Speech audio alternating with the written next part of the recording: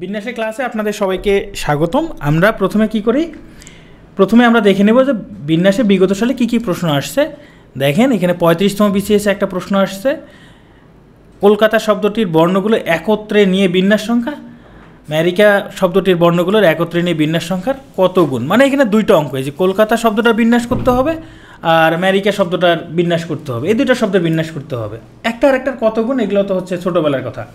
38তম বিসিএসে একটা শব্দ আসছে যে ম্যাথমেটিক্স শব্দটির অক্ষরগুলো দ্বারা কতভাবে বিন্যাস গঠন করা যাবে। এগুলো কিন্তু একদম সাধারণ বিন্যাস, মানে কঠিন কোনো বিন্যাস নাই, এগুলো একদম সাধারণ। ক্লাসটা করেন এমনি বুঝতে পারবেন। 45তম বিসিএসে একটা প্রশ্ন আসছে সংখ্যা নিয়ে, যে 0, 1, 2, 3, 4 অঙ্কগুলো দ্বারা কতগুলো 5 অঙ্কের অর্থপূর্ণ সংখ্যা গঠন করা যাবে। তার মানে এই ধরনের অঙ্ক আসতে পারে। এগুলো সহজ, খুবই সহজ, মানে আপনার ক্লাসটা করলে এগুলো অঙ্ক করতে পারবেন। আর 46 সর্বশেষ এই প্রশ্নটা আসছিল যে কণিক শব্দটির অক্ষরগুলো নিয়ে গঠিত বিন্যাস সংখ্যা কত। দেখেন এখানে বিন্যাস থেকে যে আমরা বিগত বিসিএসে যে প্রশ্নগুলো দেখলাম, এগুলো সবগুলোই সাধারণ অঙ্ক, মানে প্রিলিতে যে আসছে, এবং এই অঙ্কগুলো আপনি 30 সেকেন্ডের মধ্যেই করে ফেলতে পারবেন। হয়তো বা হিসাব করতে একটু সময় বেশি লাগবে, অর্থাৎ 1 মিনিটের মধ্যে আপনি এই অঙ্কগুলো করে ফেলতে পারবেন। এখন শুধু আমরা মনোযোগ দিব, ঠিক আছে? এখন বিন্যাস করতে গিয়ে সবাই প্রথমে যেটা সমস্যার মধ্যে পড়ে সেটা হচ্ছে কখন যোগ করতে হয়, কখন গুণ করতে হয়। এইটা অনেকেই বুঝতে পারে না। চলেন আমরা প্রথমে আগে এইটা বুঝে নেই। দেখেন আমি গত কয়েকদিন আগে একটা ক্লাসে হয়তো বলছিলাম যে শারিয়ার ভাই রংপুরে যাবে, হ্যাঁ? তো উনি চট্টগ্রাম থেকে রংপুরে কিভাবে গেছেন? উনি চট্টগ্রাম থেকে প্রথমে ঢাকায় আসছেন, এরপরে রংপুরে গেছেন, ঠিক আছে? এরপরে রংপুরে গেছিলেন, ঠিক আছে? দেখেন চট্টগ্রাম থেকে ঢাকায় আসার মতো উপায় কী কী আছে। চট্টগ্রাম থেকে ঢাকায় সে আসতে পারতো এয়ারে, মানে বিমানে আসতে পারবে। চট্টগ্রাম থেকে ঢাকায় বাসে আসতে পারতো। চট্টগ্রাম থেকে ঢাকায় ট্রেনে আসা যায়। এখন ঢাকা থেকে রংপুরে, দেখেন রংপুরে কিন্তু কোনো এয়ারপোর্ট নাই, অর্থাৎ ঢাকা থেকে রংপুরে এয়ারে যাওয়ার কোনো উপায় নাই, মানে সৈয়দপুর হয়ে যেতে হয়। সরাসরি রংপুরে যাওয়ার কোনো উপায় নেই। সরাসরি রংপুরে গেলে তাকে বাসে যেতে হবে অথবা ট্রেনে যেতে হবে, দুইটা উপায় আছে। এখন চট্টগ্রাম থেকে রংপুরে এই যে শারিয়ার ভাই কীভাবে, মানে কত উপায়ে রংপুরে পৌঁছতে পারবে চট্টগ্রাম থেকে ঢাকা হয়ে, সেটা আমরা একটু দেখি। দেখেন প্রথমে সে চট্টগ্রাম থেকে ঢাকায় এয়ারে আসলো, এয়ারে আসার পর ঢাকা থেকে রংপুরে সে বাসে আসতে পারে, অথবা চট্টগ্রাম থেকে ঢাকায় এয়ারে এসে ঢাকা থেকে রংপুরে ট্রেনে আসতে পারে, তাই না? এইটা একটা উপায়। আবার চট্টগ্রাম থেকে তো এয়ারে দেখলাম, এবার বাসে যদি আসে, চট্টগ্রাম থেকে সে বাসে আসলো, এসে ঢাকা থেকে আবার রংপুরে বাসে যেতে পারে, ঠিক আছে? চট্টগ্রাম থেকে ঢাকায় বাসে এসে ঢাকা থেকে রংপুরে সে ট্রেনে যেতে পারে। এভাবেই তো যেতে পারে, তাই না? আরও দুইটা উপায় আছে। সেটা হচ্ছে সে চট্টগ্রাম থেকে ঢাকায় ট্রেনে এসে ঢাকা থেকে রংপুরে বাসে, চট্টগ্রাম থেকে ঢাকায় ট্রেনে এসে আবার ঢাকা থেকে রংপুরে আবার ট্রেনে যেতে পারে। চট্টগ্রাম থেকে সরাসরি কিন্তু রংপুরে কোনো ট্রেন যোগাযোগ নাই, এই জন্য সে চট্টগ্রাম থেকে ঢাকায় ট্রেনে আসবে, এখানে নামবে, নেমে আবার ঢাকা থেকে রংপুরে ট্রেনে উঠবে। এখানে আমরা কত উপায়ে সে চট্টগ্রাম থেকে রংপুরে যেতে পারে বলেন তো? এই একটা উপায়,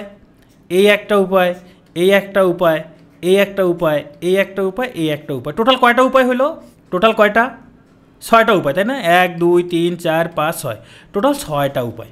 এই পর্যন্ত তো কারো কোনো সমস্যা নাই। এবার একটু খেয়াল করে দেখেন, এই যে 6টা, এই যে দেখেন, এই যে প্রথম যে উপায়টা ট্রেনে এসে ঢাকা থেকে রংপুরে বাসে যে গেছে, এটা সম্পূর্ণ একটা উপায়। মানে আমরা যেটা চাচ্ছি যে চট্টগ্রাম থেকে সে রংপুরে পৌঁছানোর পর তার কি যাত্রাটা শেষ হবে। পুরো যাত্রাটা শেষ হচ্ছে এখানে, এই যে একবার, মানে পুরো যাত্রাটা শেষ, এখানে পুরো যাত্রাটা হচ্ছে। তার মানে পুরো যাত্রাটা যে হলো, এগুলো আমরা প্রত্যেকটা কি যোগ করছি না, যে 1 + 1 + 1 + 1, এইভাবে যোগ করে 6 পাইছি। কারণ কি এগুলো প্রত্যেকটা সম্পূর্ণ একটা কি তার সফরটা কমপ্লিট করছে, এগুলো কমপ্লিট করে দিছে। কিন্তু এইখানে দেখেন চট্টগ্রাম থেকে ঢাকায় সে 3টা উপায় যেতে পারে। এখন এটা কি চট্টগ্রাম থেকে ঢাকায় আসলে তার কি সফরটা কমপ্লিট হবে? চট্টগ্রাম থেকে যদি ঢাকায় আসে তার কি সফরটা কমপ্লিট হবে? অবশ্যই না। তার সফর কমপ্লিট হবে যখন রংপুরে আসবে, তার সফর কমপ্লিট হবে যখন সে রংপুরে যাবে। আবার শুধু সে যদি ঢাকা থেকে রংপুরে আসে, এখানে দুইটা উপায়। মনে করেন সে তার যাত্রাটা করতে হবে চট্টগ্রামে, মনে করেন কনের বাবা মার সাথে কথা বলতে হবে, কনের বাবা মার সাথে কথা বলে তারপর ঢাকায় আসতে হবে, ঢাকায় এসে আমার সাথে দেখা করতে হবে, দেখা করে তারপর রংপুরে যেতে হবে। তার মানে সে চট্টগ্রাম থেকে ঢাকায় আসলো, এটা তিনটা উপায়। ঢাকা থেকে রংপুরে আসলো, এইখানে দুইটা উপায়। সে চট্টগ্রামে না গিয়ে সরাসরি ঢাকায় যদি ঢাকা থেকে রংপুরে আসে, এটা কি সম্পূর্ণ উপায় হবে? না, এটাও অসম্পূর্ণ একটা উপায়, এটাও অসম্পূর্ণ। মানে আমরা এখানে এইটা একটা অসম্পূর্ণ উপায়, এটা একটা অসম্পূর্ণ উপায়, এই দুইটা অসম্পূর্ণ উপায় যদি গুণ করে দেই, যে ফলাফলটা পাচ্ছি সেখানে টোটাল তার যে সফর কমপ্লিট করবে সেটার উপায়টা পাচ্ছি, তাই না? তাহলে এখানে আমরা গুণ কখন করলাম? যখন কতগুলো অসম্পূর্ণ বিন্যাস, এটা এখান থেকে এটা আসলে এটা অসম্পূর্ণ, ঢাকায় আসলে অসম্পূর্ণ, ঢাকা থেকে রংপুর এখানে যে দুটো উপায় এটাও অসম্পূর্ণ। এই দুটো যখন গুণ করে দিয়ে যা পাবো সেটা হচ্ছে কি সম্পূর্ণ, তার কি সফরটা কমপ্লিট হচ্ছে, সম্পূর্ণ হচ্ছে। এখানেও তাই। আচ্ছা, গুণ এবং ভাগের ব্যাপারটা কি বুঝতে পারছেন? মানে যখন কমপ্লিট হয়ে যাচ্ছে, আমার সফরটা কমপ্লিট হচ্ছে, তখন আমি কি করব? যতগুলো সফর কমপ্লিট হচ্ছে সেগুলো আমরা যোগ করব। কিন্তু কমপ্লিট যদি না হয়, ইনকমপ্লিট যদি থাকে, তখন আমরা কি করব? গুণ করে দিব। আমি আরেকটা এক্সাম্পল দিই। ধরেন সে চট্টগ্রাম থেকে চাঁদপুরে আসছে, সে চাঁদপুরে ধরেন দুইভাবে যেতে পারে। চাঁদপুরে তার উপায় আছে দুইটা, চট্টগ্রাম থেকে চাঁদপুরে দুইটা উপায় আছে। ধরেন ট্রেন একটা উপায় আছে, বাস একটা উপায় আছে। তারপর চাঁদপুর থেকে ঢাকায় সে চাঁদপুর থেকে ঢাকায় আসতে পারে, ধরেন এয়ারে আসলো, সে ঢাকায় আসলো। তারপর চাঁদপুর থেকে ধরেন ঢাকা বাসে আসলো অথবা লঞ্চে আসলো।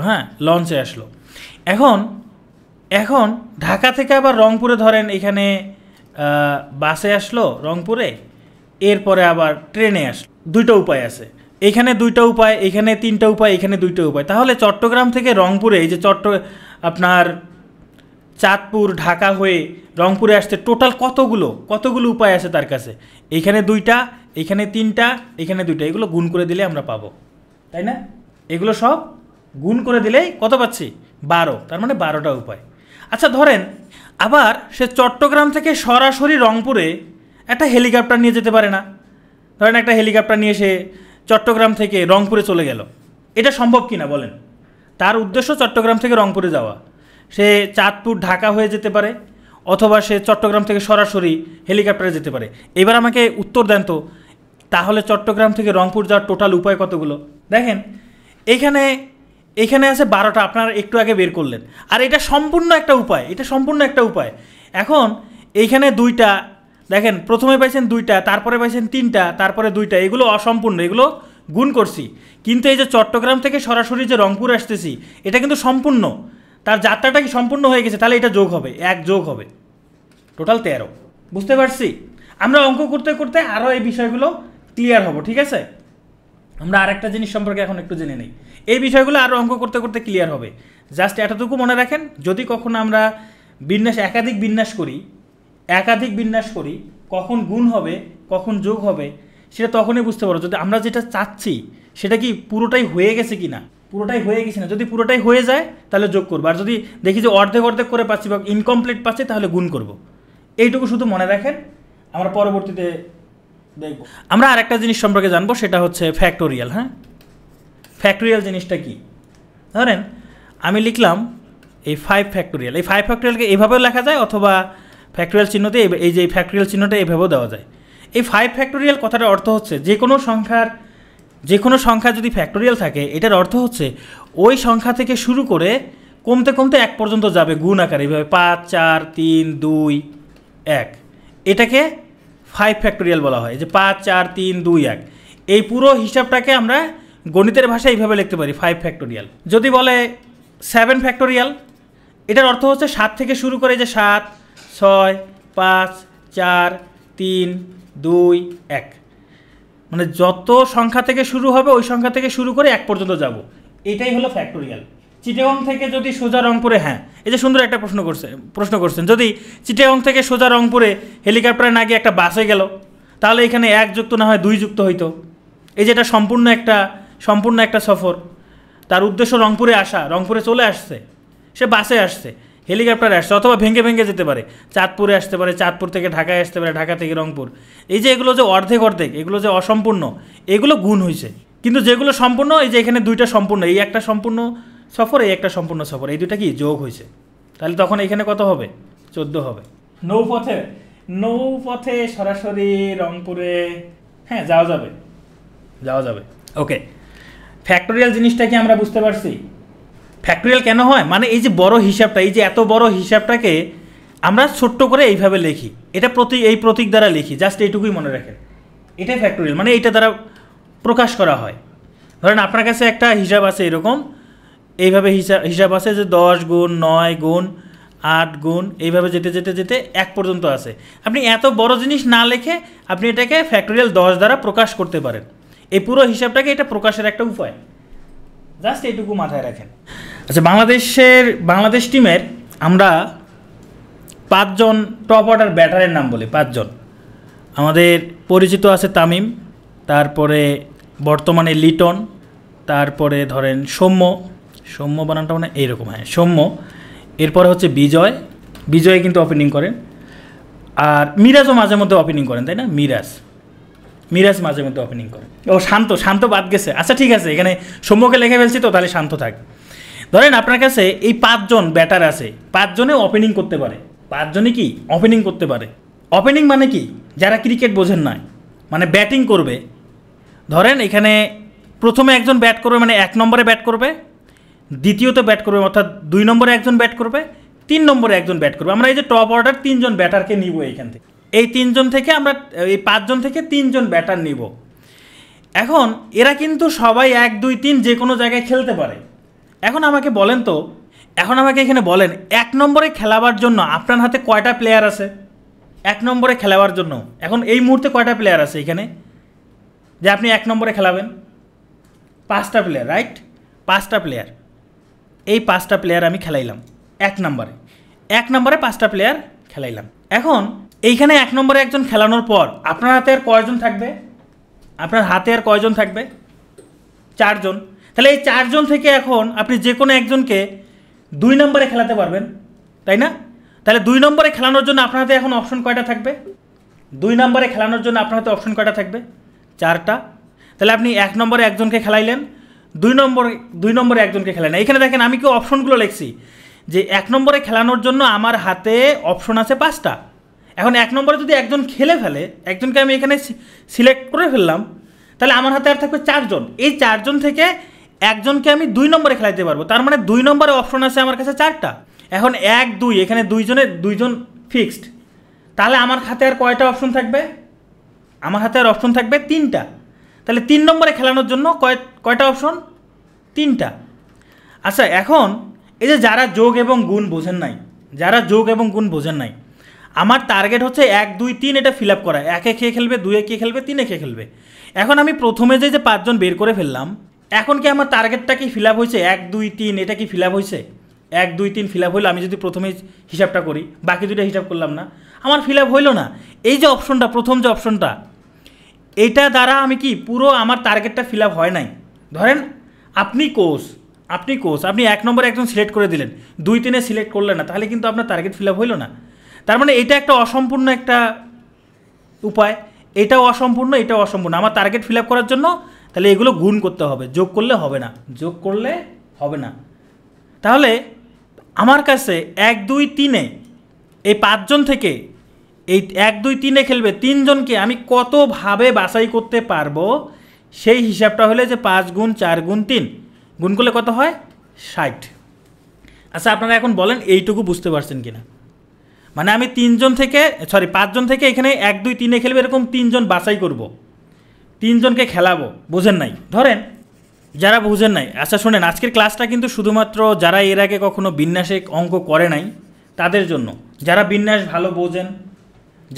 ভালো বোঝেন তাদের জন্য কিন্তু তাদের জন্য এই ক্লাসটা বিরক্তিকর লাগতে পারে। আপনারা ধৈর্য সহকারে দেখেন, তাহলে সমান হলো। দেখেন, আমি 1 নম্বরকে কি তামিমকে খেলাতে পারি না? 2 নম্বরে লিটনকে খেলাতে পারি না? 3 নম্বরে সৌম্যকে খেলাতে পারি না? তাহলে এই তামিম, লিটন, সৌম্য পুরোটাই একটা উপায় কি না বলেন? এটা সম্পূর্ণ একটা উপায় কি না? আমার 3 জন ফিল আপ করার জন্য 1 নম্বরে তামিম, 2 নম্বরে লিটন, 3 নম্বরে সৌম্য। এইটুকু বুঝতে পারছেন? এইবার বুঝতে পারছেন? এটা সম্পূর্ণ একটা কি আমি সাজাইলাম যে 1 নম্বরে তামিম খেলবে, 2 নম্বরে লিটন খেলবে, 3 নম্বরে সৌম্য খেলবে, আমি সাজাইলাম। এটা সম্পূর্ণ একটা কি সেট, রাইট? আমি 1 নম্বরে তামিমকে রেখে, 2 নম্বরে লিটনকে রেখে, 3 নম্বরে সৌম্যকে না রেখে আমি তো বিজয়কে রাখতে পারি।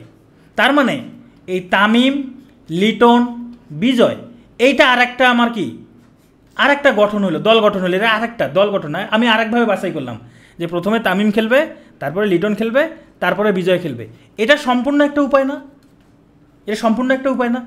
এইভাবে আমি প্রথমে তামিমকে রাখতে পারি, তারপরে লিটনকে রাখতে পারি, তারপরে আমি তো মিরাজকে নিতে পারি, পারি না? তাহলে তামিম, লিটন, মিরাজ, এটা আর একটা সম্পূর্ণ একটা উপায়। এইভাবে কতগুলো উপায় গঠন করা যায় এইভাবে।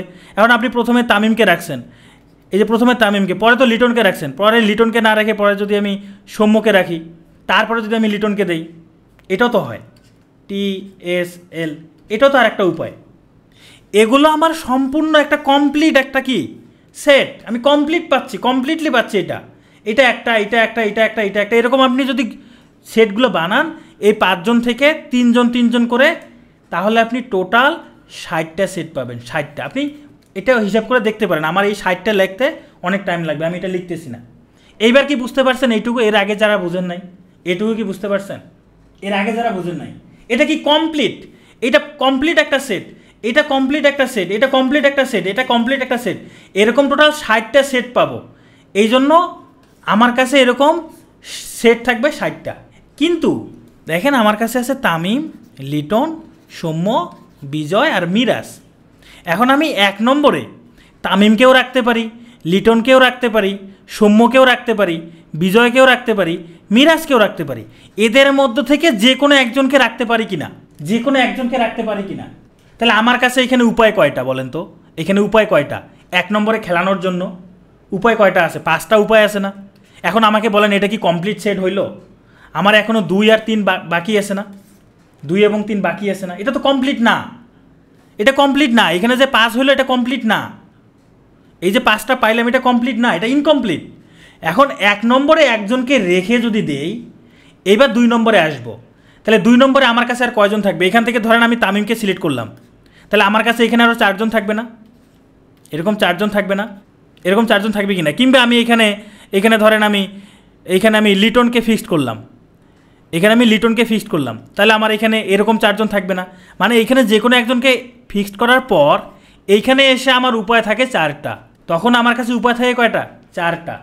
এবার তাহলে বলেন 1 নম্বরে একজন ফিক্সড করলাম, 2 নম্বরে একজন ফিক্সড করলাম, তাহলে 3 নম্বরে আমার কাছে উপায় থাকবে কয়টা? এবার বলেন তো দেখি, যারা এর আগে বোঝেন নাই এবার আপনারাই বলেন।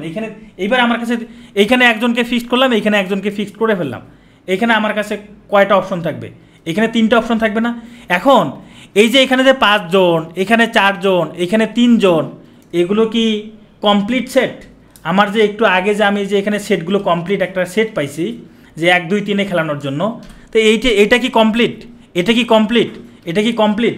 এগুলো সবগুলো ইনকমপ্লিট। তাহলে ইনকমপ্লিট হলে আমি গুণ করে দেব, 5 গুণ 4 গুণ 3, এই হলো 60। আপনি এরকম করে যদি হিসাব করেন, হিসাব করে করে আপনি এরকম 60টা সেটই পাবেন, এরকম 60টা সেটই পাবেন। এই জন্য এগুলো গুণ করলাম। তাহলে গুণ করে আমরা কি পাইলাম? আমরা এখানে 5টা প্লেয়ার ছিল, 5টা প্লেয়ার ছিল, 5টা প্লেয়ার থেকে 3টা প্লেয়ার কি করলাম? সাজাইলাম, 3টা প্লেয়ার সাজাইলাম। তাহলে 3টে প্লেয়ার সাজানোর উপায় কতটি? 60টি। মানে 3টে প্লেয়ার আমি বিন্যাস করলাম, বিন্যাস করা মানে সাজানো। তাহলে আমাদের কাছে ছিল 5টা প্লেয়ার, 5 জন থেকে বিন্যাস করছি মানে সাজাইছি 3 জন 3 জন করে। এই যে বিন্যাস করলাম মানে পারমিউটেশন করলাম, যে 5p3, এইটা কত পাইছি? এই 5 গুণ 4 গুণ 3। এই 5p3-কে এইভাবে লেখা যায়, 5p3-কে এইভাবে লেখা যায়। ধরেন আপনার কাছে 7টা প্লেয়ার আছে, 7টা প্লেয়ার থেকে আপনি এইভাবে 3 জন বাছাই করবেন, তখন হবে 7 গুণ 6 গুণ 5।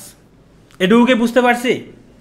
এই যে 5p3-কে 5 গুণ 4 গুণ 3 এইভাবে লেখা যায়, মানে 5 জন থেকে পাঁচজন থেকে 3 জন নিয়ে বিন্যাস সংখ্যা 5 গুণ 4 গুণ 3, 7 জন থেকে 3 জন নিয়ে বিন্যাস সংখ্যা 7 গুণ 6 গুণ 5।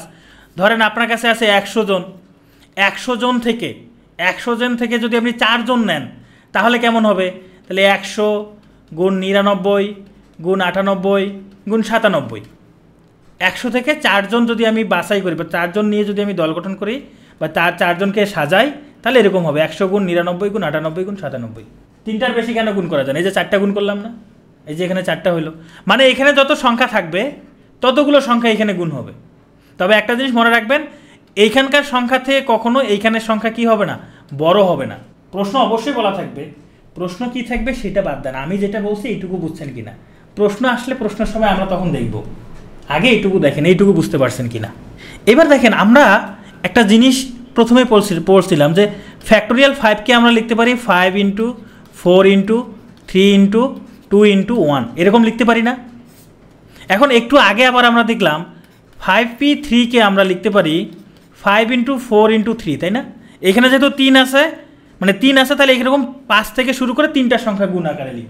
এই যে সংখ্যাটা যে লিখলাম 5 গুণ 4 গুণ 3, এটাকে কি ফ্যাক্টোরিয়াল 5 লেখা যায়? এটাকে কি ফ্যাক্টোরিয়াল 5 লেখা যাবে বলেন তো দেখি? লেখা যায়? কে বলছে লেখা যায়? আমি উপরে লিখে দিয়েছি যে ফ্যাক্টোরিয়াল 5 সমান কত? 5 গুণ 4 গুণ 3 গুণ 2 গুণ 1, মানে 1 পর্যন্ত আসতে হবে, তাহলে লেখা যাবে।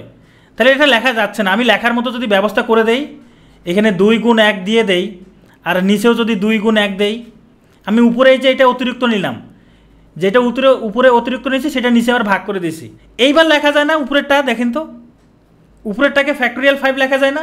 আর এই যে 2 গুণ 1 এটাকে ফ্যাক্টোরিয়াল 2 লেখা যায় না? লেখা যায়? যায়। তাহলে দেখেন, এবার দেখেন তাহলে এই উপরে ফ্যাক্টোরিয়াল 5। আচ্ছা, এই 2 আসলে কোত্থেকে পাইছি জানেন? এই 2 কোথা থেকে পাইছি? এই 2 পাইছি দেখেন, এই যে 5 এবং 3-এর বিয়োগফল, 5 এবং 3-এর বিয়োগফল, 5 এবং 3-এর বিয়োগফল। এই 2-এর পরিবর্তে আমি লিখতে পারি 5 বিয়োগ 3, 2-এর পরিবর্তে 5 বিয়োগ 3 লিখতে পারি।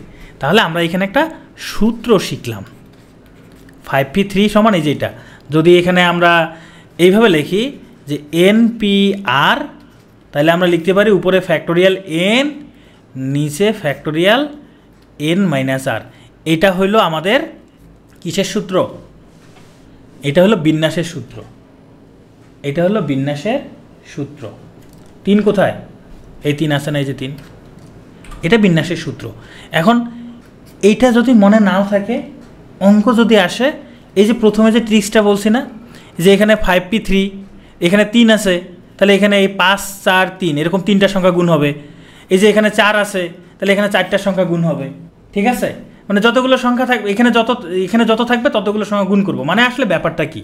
ব্যাপারটা হচ্ছে, ধরেন আপনার কাছে আছে এরকম 100p, ধরেন এখানে আছে 5, এটাকে আপনি এখন কি লিখবেন? উপরে লিখবেন ফ্যাক্টোরিয়াল 100 সূত্র অনুযায়ী, নিচে ফ্যাক্টোরিয়াল 100 মাইনাস 5, তার মানে উপরে লিখবেন ফ্যাক্টোরিয়াল 100 আর নিচে হবে ফ্যাক্টোরিয়াল 95, তাই না? 100 থেকে 5 বিয়োগ করলে 95। ওরে বাবা, এখানে ফ্যাক্টোরিয়াল 100 মানে কত? 100 থেকে শুরু করে কমতে কমতে 1 পর্যন্ত আসবে। ফ্যাক্টোরিয়াল 95 মানে কত?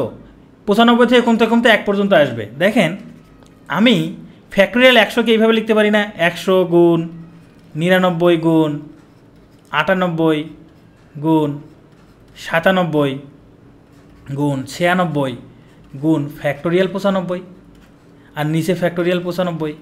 এই ফ্যাক্টোরিয়াল 95 কাটা যায়, মানে মূলত থাকে কত? এই যে দেখেন 1 2 3 4 5, এই যে এখানে 5 আছে, 100 থেকে কমতে কমতে 5টা সংখ্যা আসবে, 100 থেকে কমতে কমতে 5টা সংখ্যা আসবে। হ্যাঁ, ফ্যাক্টোরিয়াল তো এভাবে লেখা হয়, এই 100 এভাবেই লেখে, এটাও লেখা যায়, এভাবেও লিখতে পারেন, দুইটা একই। হ্যাঁ, এটা তো আমি এক্সাম্পল দিচ্ছি, এত বড় গুণ তো আসবে না, এত বড় গুণ তো আসবে না। এবার আপনারা আমাকে একটা প্রশ্নের উত্তর দেন দেখি। এত কিছু না করে 100 থেকে 96 পর্যন্ত গুণ করে দিলে হবে না? হাই হাই, বলে কি 100 থেকে 96 পর্যন্ত গুণ করবেন? হ্যাঁ, 100 থেকে 96 পর্যন্ত গুণ করবেন, ঠিক আছে। হ্যাঁ, প্রথমে যেটা শিখেছি সেটা করলেই হবে। যেমন ধরেন যদি থাকে 4p2, এটার অর্থ কি? 4 ইন্টু 3, 4p2 মানে 4 ইন্টু 3, তাই না? এই যে এখানে 2 আছে, তাহলে 4 ইন্টু 3, এরপর আর যাবে না, 2 আছে মানে 2টা সংখ্যা লিখব।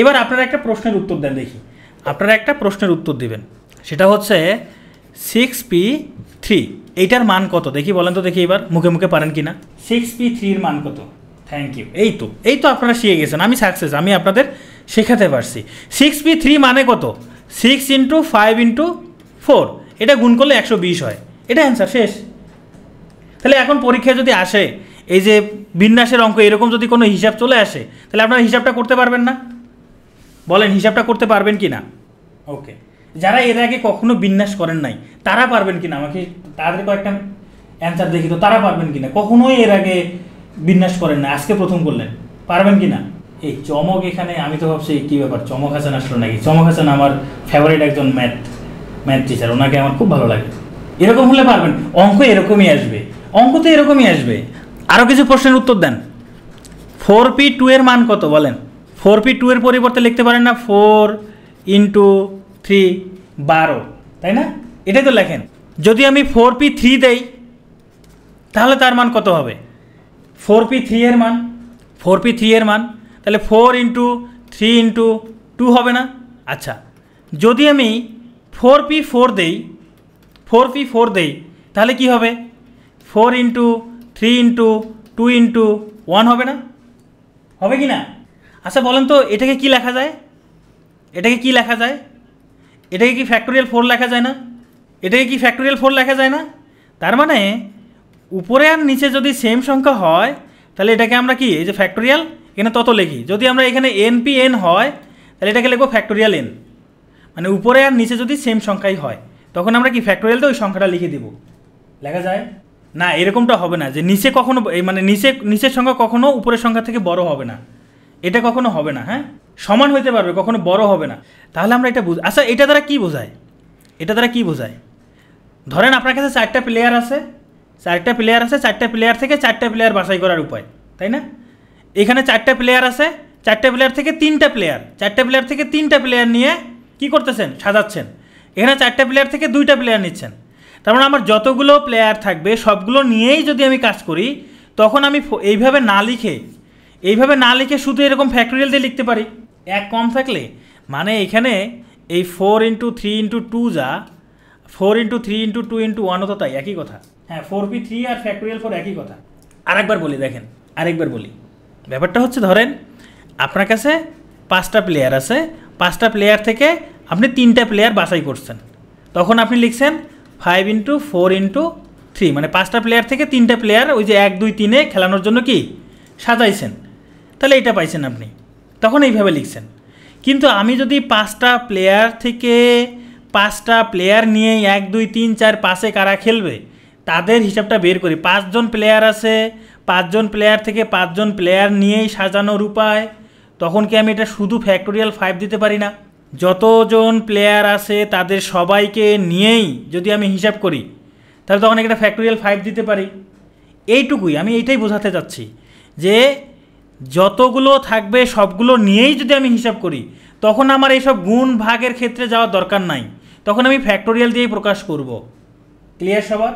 উজ্জ্বল মাহমুদ সুন্দর একটা প্রশ্ন করছে কি প্রশ্ন করছে জানেন উজ্জ্বল মাহমুদ যে প্রশ্নটা করছে যে আপনি তো একটা সূত্র শিখাইলেন npr সমান factorial n divided by factorial n minus r এখন 5p5 তার মানে factorial 5 divided by factorial 5 minus 5 তার মানে উপরে ফ্যাক্টোরিয়াল 5 নিচে ফ্যাক্টোরিয়াল 0 কী ব্যাপার ভাই নিচে যে 0 চলে আসলো এইবার কি হবে পি এর পূর্ণরূপ হচ্ছে পারমিউটেশন মনে রাখবেন ফ্যাক্টোরিয়াল 0 এর মান হচ্ছে 1 ফ্যাক্টোরিয়াল 0 এর মান হচ্ছে 1 মানে এইটা যদি আমি আপনাদেরকে একটা এক্সাম্পল দেই ধরেন আপনি একটা ঘর সাজাবেন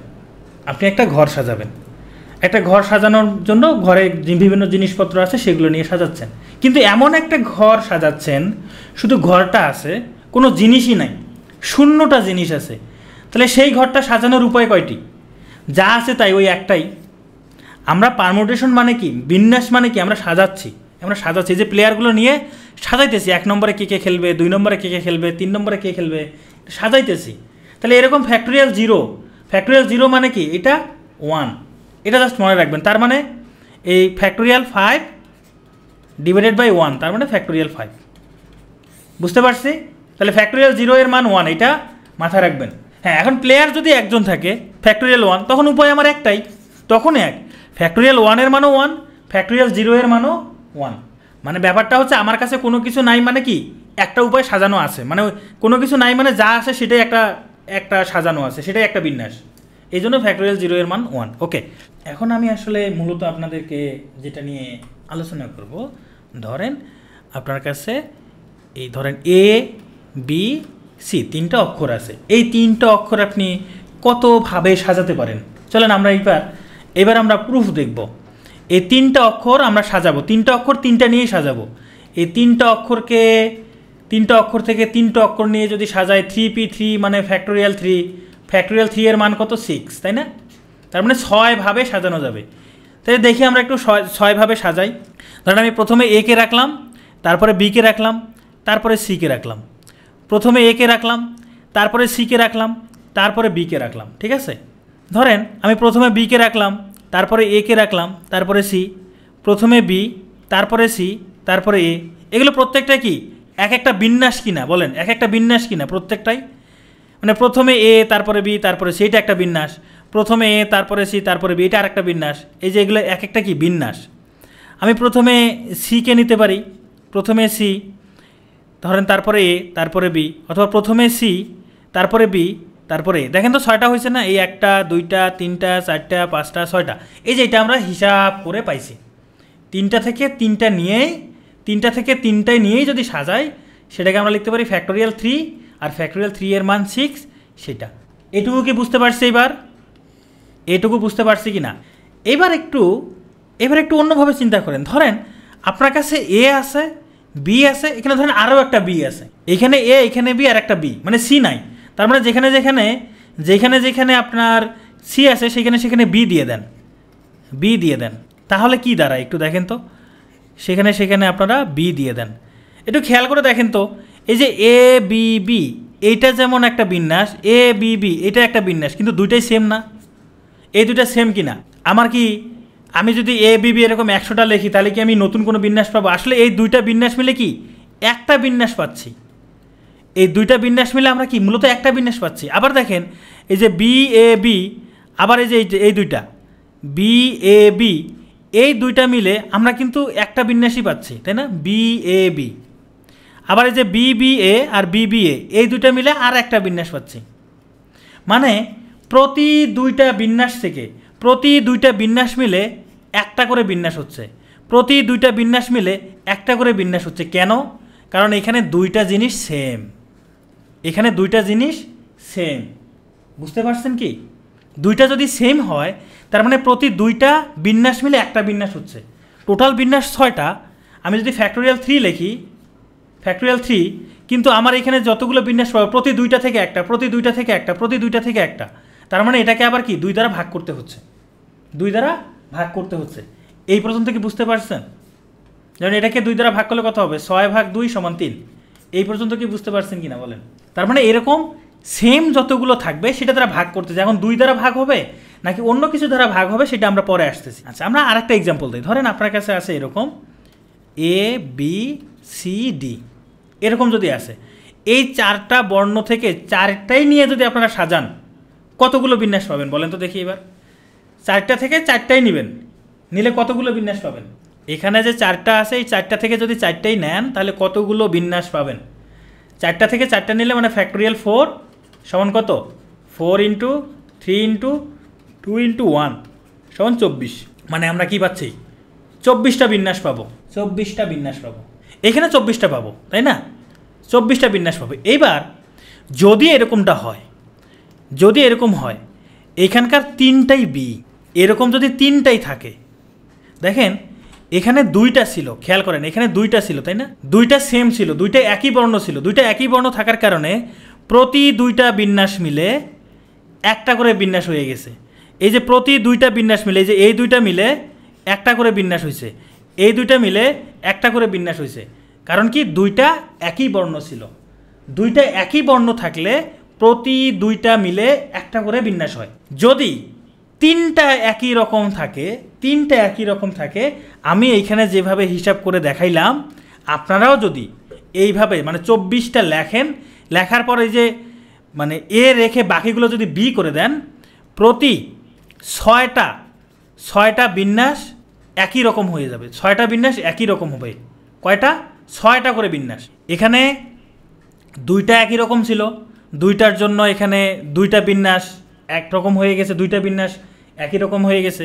যদি 3টা থাকে তখন হয়ে যাবে 6টা বিন্যাস একই রকম। এটা আপনারা নিজেরা প্রয়োজনে খাতায় আপনারা লিখে লিখে পরীক্ষা করে দেখতে পারেন, ঠিক আছে? আমি জানি এটা 6টা মিললে একই রকম হবে। যদি এরকম থাকতো, ধরেন এখানে আর একটা বি আছে, মানে 1 2 3 4 5, 5টা থেকে 5টা নিলে তখন হবে ফ্যাক্টোরিয়াল 5। আর এখানে যে 4টা যে একই রকম, 4টা, তাই না? 4টা একই রকম হওয়ার কারণে প্রতি 24টা বিন্যাস মিলে একটা বিন্যাস, 24টা বিন্যাস একই রকম হবে, 24টা বিন্যাস একই রকম হয়ে যাবে। তার মানে কি? নুসরাত জাহান বলছেন হবে না। কি হবে না? এখন একটু খেয়াল করে দেখেন, এইখানে 2টা একই ছিল, 2টা বিন্যাস মিলে একটা বিন্যাস হয়েছে। এখানে যখন 3টা একই রকম, তখন 6টা বিন্যাস মিলে একই রকম হচ্ছে। তাহলে 3টা থেকে 6, 3-এর সাথে 6-এর সম্পর্কটা কি? 3-এর সাথে 6-এর সম্পর্কটা কি? 3-এর সাথে 6-এর সম্পর্ক হলো ফ্যাক্টোরিয়াল 3 সমান 6, ফ্যাক্টোরিয়াল 3 সমান 6। বুঝতে পারছি? তার মানে এই যে এখানে এ বি বি, এই যে এখানে 3টা যে একই রকম বিন্যাস, 3টা একই রকম বিন্যাস হওয়ার কারণে টোটাল বিন্যাসকে যেই 3টা একই রকম আছে সেই ফ্যাক্টোরিয়াল 3, এর আগে যে আমি শুধু 2 দিছি, শুধু 2 হবে না, ফ্যাক্টোরিয়াল 2 হবে। এখানে 3টা একই রকম, তাহলে ফ্যাক্টোরিয়াল 3 দ্বারা ভাগ হবে। ধরেন আপনার কাছে এরকম আছে এ বি সি, তারপরে ধরেন সি, তারপরে ধরেন সি এসে, তারপরে সি এসে। এখানে টোটাল বর্ণ কয়টা? 1 2 3 4 5 6, 6টা বর্ণ থেকে 6টা নিয়েই যদি আমি বিন্যাস করি তাহলে টোটাল বিন্যাস পাবো ফ্যাক্টোরিয়াল 6, এতটা বিন্যাস পাবো। এখন আমি সামারিটা করতেছি, দেখেন এখানে 6টা বর্ণ আছে, 6টা বর্ণ থেকে 6টা নিয়ে যদি বিন্যাস করি তাহলে এখানে ফ্যাক্টোরিয়াল 6 এতগুলো বিন্যাস পাবো। এর মধ্যে 4টা বর্ণ সেম, যতগুলো বর্ণ সেম তত ফ্যাক্টোরিয়াল দ্বারা আবার ভাগ করতে হবে, মূলত আমি এতক্ষণ ধরে আলোচনা করলাম এই জিনিসটা। যতগুলো একই রকম বর্ণ থাকবে তত ফ্যাক্টোরিয়াল দ্বারা ভাগ করে দেবেন। তাহলে এরপরে বাকিটুকু হিসাব করবেন। এইবার সোজা লাগলো? হ্যাঁ, এইবার তো সোজা লাগবেই। মানে মূলত এই জিনিসটা এখন এই যে ফ্যাক্টোরিয়াল 4 কেন লিখবো, ফ্যাক্টোরিয়াল 3 কেন লিখবো, এটা বোঝানোর জন্য আমি একটু ডিটেলস আলোচনা করলাম, যদিও এত কিছু জানার দরকার নাই। এবার চলেন আমি এতক্ষণ ধরে যা আলোচনা করলাম সেটা একটু ব্রিফ করে 5 মিনিট একটা ব্রেক নিব। ব্রেক নিয়ে এসে আমরা অঙ্ক করব। প্রথম কাজ কি? প্রথম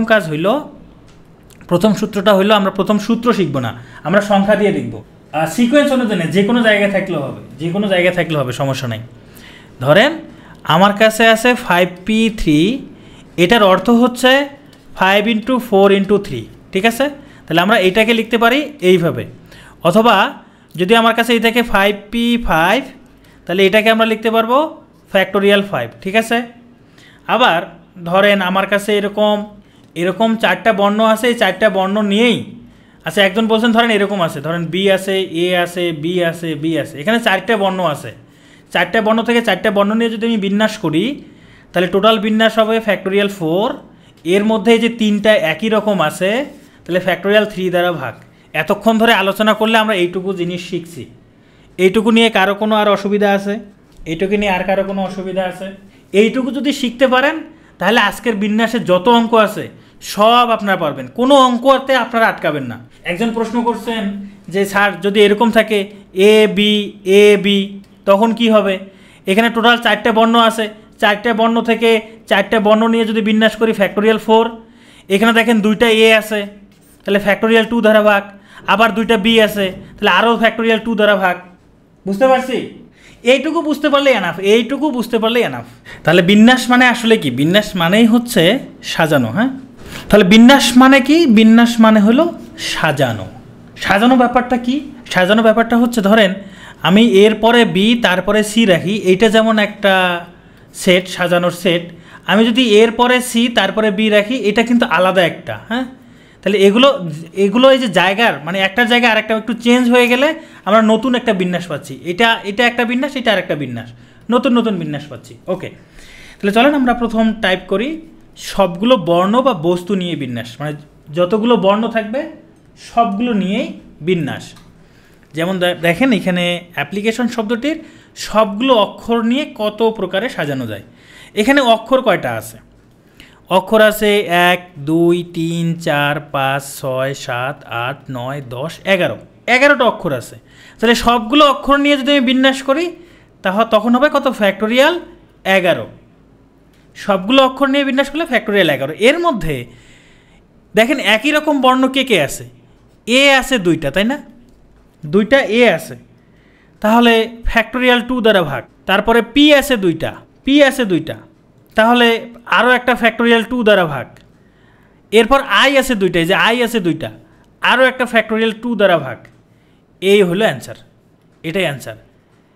এখন ভাই এটা হিসাব করব কিভাবে? দেখেন প্রিলিতে যদি এই প্রশ্নটা আসে অপশনটা এভাবেই থাকবে, হয়তো যদি এভাবে না থাকে এটা হিসাব করতেও খুব বেশি সময় লাগার কথা না, ঠিক আছে? অপশনে এইভাবে থাকার সম্ভাবনা বেশি, যাতে আপনি 1 মিনিটের মধ্যে একটা অ্যান্সার করতে পারেন। তাহলে একই রকমভাবে এই যে ম্যাথমেটিক্স শব্দটির অক্ষরগুলো কত প্রকারে সাজানো যায়, এইটার আমি মনে করি না যে আমাকে করে দিতে হবে। আর পরীক্ষায় যদি প্রশ্ন আসে এই ধরনের প্রশ্নই আসবে। হ্যাঁ, নিচের ফ্যাক্টরগুলো গুণ আকারে আছে, এগুলো গুণ আকারে আছে, এগুলো গুণ আকারে আছে, এগুলো সব গুণ আকারে আছে, রাইট? যারা এর আগে কোনোদিন বিন্যাস করেন নাই, এখন কি এই অঙ্কটা করতে পারবেন না? কারো সাহায্য ছাড়া, কোনো বইয়ের সাহায্য ছাড়া পারবেন না? ওকে, থ্যাংক ইউ। এইখানে বর্ণ আছে কয়টা? 1টা 2টা 3টা 4টা 5টা 6টা 7টা 8টা 9টা 10টা 11টা, তাহলে ফ্যাক্টোরিয়াল 11। এখন যতগুলো একই রকম বর্ণ আছে সেগুলো ভাগ করব। এই যে এম আছে 2টা, তাহলে ফ্যাক্টোরিয়াল 2 দ্বারা ভাগ। এ আছে 2টা, তাহলে আর একটা ফ্যাক্টোরিয়াল 2 দ্বারা ভাগ। টি আছে 2টা, আর একটা ফ্যাক্টোরিয়াল 2 দ্বারা ভাগ। এগুলো কিন্তু নিচেরগুলো গুণ আকারে আছে, এটা হিসাব করলেই আপনার অ্যান্সার। এবার আসেন টাইপ 2। এখন আমরা একটু একটু একটু কঠিনের দিকে যাব। হ্যাঁ, একটু একটু কিছু বর্ণ বা বস্তু একত্রে রেখে বিন্যাস। কিছু বর্ণ বা বস্তু একত্রে থাকবে, মানে একসঙ্গে থাকবে। হিসাব নিজেরা করবে না। হ্যাঁ, হিসাব এখন আমি ক্লাসে যদি হিসাব করি তাহলে তো আমার 5 ঘন্টা ক্লাস নেওয়া লাগবে। এখানে এই যে 11 গুণ 10 গুণ এভাবে লিখবেন, তারপর এখানে হবে 2 গুণ 2 গুণ 2, এটা লিখে হিসাব করবেন। আর এটা প্রিলিতে আসলে এরকমই থাকবে, আর রিটেনে আসলে তো আপনি ক্যালকুলেটর ইউজ করতে পারবেন, রিটেনে ক্যালকুলেটর ইউজ করতে পারবেন। তারপরে যদি রিটেনে ক্যালকুলেটর ইউজ করে অ্যান্সার বের করার সময় না থাকে, এইটুকু পর্যন্ত লিখে আসলেও মার্ক পাবেন। দেখেন এখানে কি বলছে, ইকুয়েশন শব্দটি সবগুলো অক্ষর ব্যবহার করে কতগুলো শব্দ গঠন করা যেতে পারে যাতে স্বরবর্ণগুলো একত্রে থাকবে। দেখেন শব্দ গঠন করা মানে কি? ধরেন এখানে অরিন এ একটা শব্দ, আমি যদি এখানে এনটা শেষে দেই অর্নি, এটা আর একটা শব্দ পাইলাম। তার মানে শব্দ গঠন মানে কি? বিন্যাস বের করা, বিন্যাস বের করা, তার মানে একটা বিন্যাসের অঙ্ক। ওকে, এখন কি বলছে? ইকুয়েশন শব্দটি সবগুলো অক্ষর ব্যবহার করে কতগুলো শব্দ গঠন করা যেতে পারে স্বরবর্ণগুলো একত্রে থাকবে। এখানে স্বরবর্ণ কে কে আছে? স্বরবর্ণগুলো লিখি। স্বরবর্ণ কে কে আছে? ই আছে একটা, ইউ আছে একটা, এ আছে একটা, আই আছে একটা, ও আছে একটা। এই 5টা স্বরবর্ণ তো, তাই না? এই 5টাই স্বরবর্ণ। আর বাকিগুলো কি? ব্যঞ্জনবর্ণ। কি কি ব্যঞ্জনবর্ণ? এখানে টি আছে, কিউ আছে, এন আছে। আর ব্যঞ্জন হইল কিউ, আর একটা হইল টি, আর একটা হইল এন। এটাই তো। এখন প্রশ্নে কি বলছে? প্রশ্ন আমাকে বলে না যে এগুলো সবগুলো নিয়ে বিন্যাস করো। সবগুলো নিয়ে বিন্যাস করলে আমরা এর আগে করে আসছি। এইটাতে আসলে কি? এখানে 5টা ভাওয়ালি আছে না? এখানে বলছে যে স্বরবর্ণগুলো একসঙ্গে থাকবে। একসঙ্গে থাকবে মানে কি? ধরেন আপনি একটা শব্দ লিখবেন এরকম, যেখানে ধরেন কিউ, এরপরে 5টা ভাওয়েল থাকবে, তারপরে টি, তারপরে এন, এরকম একটা হইতে পারে। অথবা ধরেন টি, এরপরে 5টা ভাওয়েল থাকবে, মানে এই ভাওয়েল 5টা সবসময় একসঙ্গে থাকবে, তারপরে কিউ, তারপরে এন। মানে এরা যেখানেই থাকবে, মানে এই 3টার সাথে এরা সম্পূর্ণ কি একটা করে লেটারের মতো আচরণ করতেছে না? বলেন তো, একটা করে লেটারের মতো আচরণ করতেছে না? এই 3টা, আর এই যে এখানে সবগুলো মিলে সবগুলো একটা বর্ণ, এরকমটা হচ্ছে কি না বলেন? মানে ধরেন আমি এখানে এদেরকে ধরেন একটু বেঁধে রাখছি, এরা এই বাঁধন থেকে কোথাও সরে যাবে না। আর এই তিনটা, তাহলে এই যে কিউ, তারপরে এই যে বাঁধনটা মানে এই যে এই আটিটা, তারপরে টি এন বা টি এখানে বাঁধনটা কিউ এন, এরকম করে তো আমি বিন্যাস পাবো। তাহলে আমার ভাওয়েলগুলো মিলে এই সবগুলো মিলে একটা বর্ণ, আর এইখানে তিনটা, টোটাল 4টা বর্ণ। এই 4টা বর্ণকে সাজাতে পারি কতভাবে? ফ্যাক্টোরিয়াল 4 উপায়ে। বলেন এটা হবে কি না? এটা হবে কি না? রাইট, এই যে আপনারা অনেকে বলে ফেলছেন 4 ফ্যাক্টোরিয়াল, রাইট, এই তো 4 ফ্যাক্টোরিয়াল আপনারা বের করে ফেলছেন। হ্যাঁ, এই ভাওয়েলগুলো কোনোভাবেই আলাদা করা যাবে না, এরা সবসময় একসঙ্গে থাকবে, এরা আলাদা হবে না। এইটুকু কি বুঝতে পারছি যে ফ্যাক্টোরিয়াল 4-এর ব্যাপারটা? এখন ফ্যাক্টোরিয়াল 4-এর ব্যাপারটা যদি বুঝে থাকেন, এখানে ভাওয়েলগুলো আলাদা হবে না, এইটা ঠিক আছে। মানে কি, আমার এখানে ছিল ই, ইউ, এ আই ও, এরা সবসময় একসঙ্গে থাকবে, কিন্তু এরা নিজেদের মধ্যে কি জায়গা চেঞ্জ করতে পারবে না?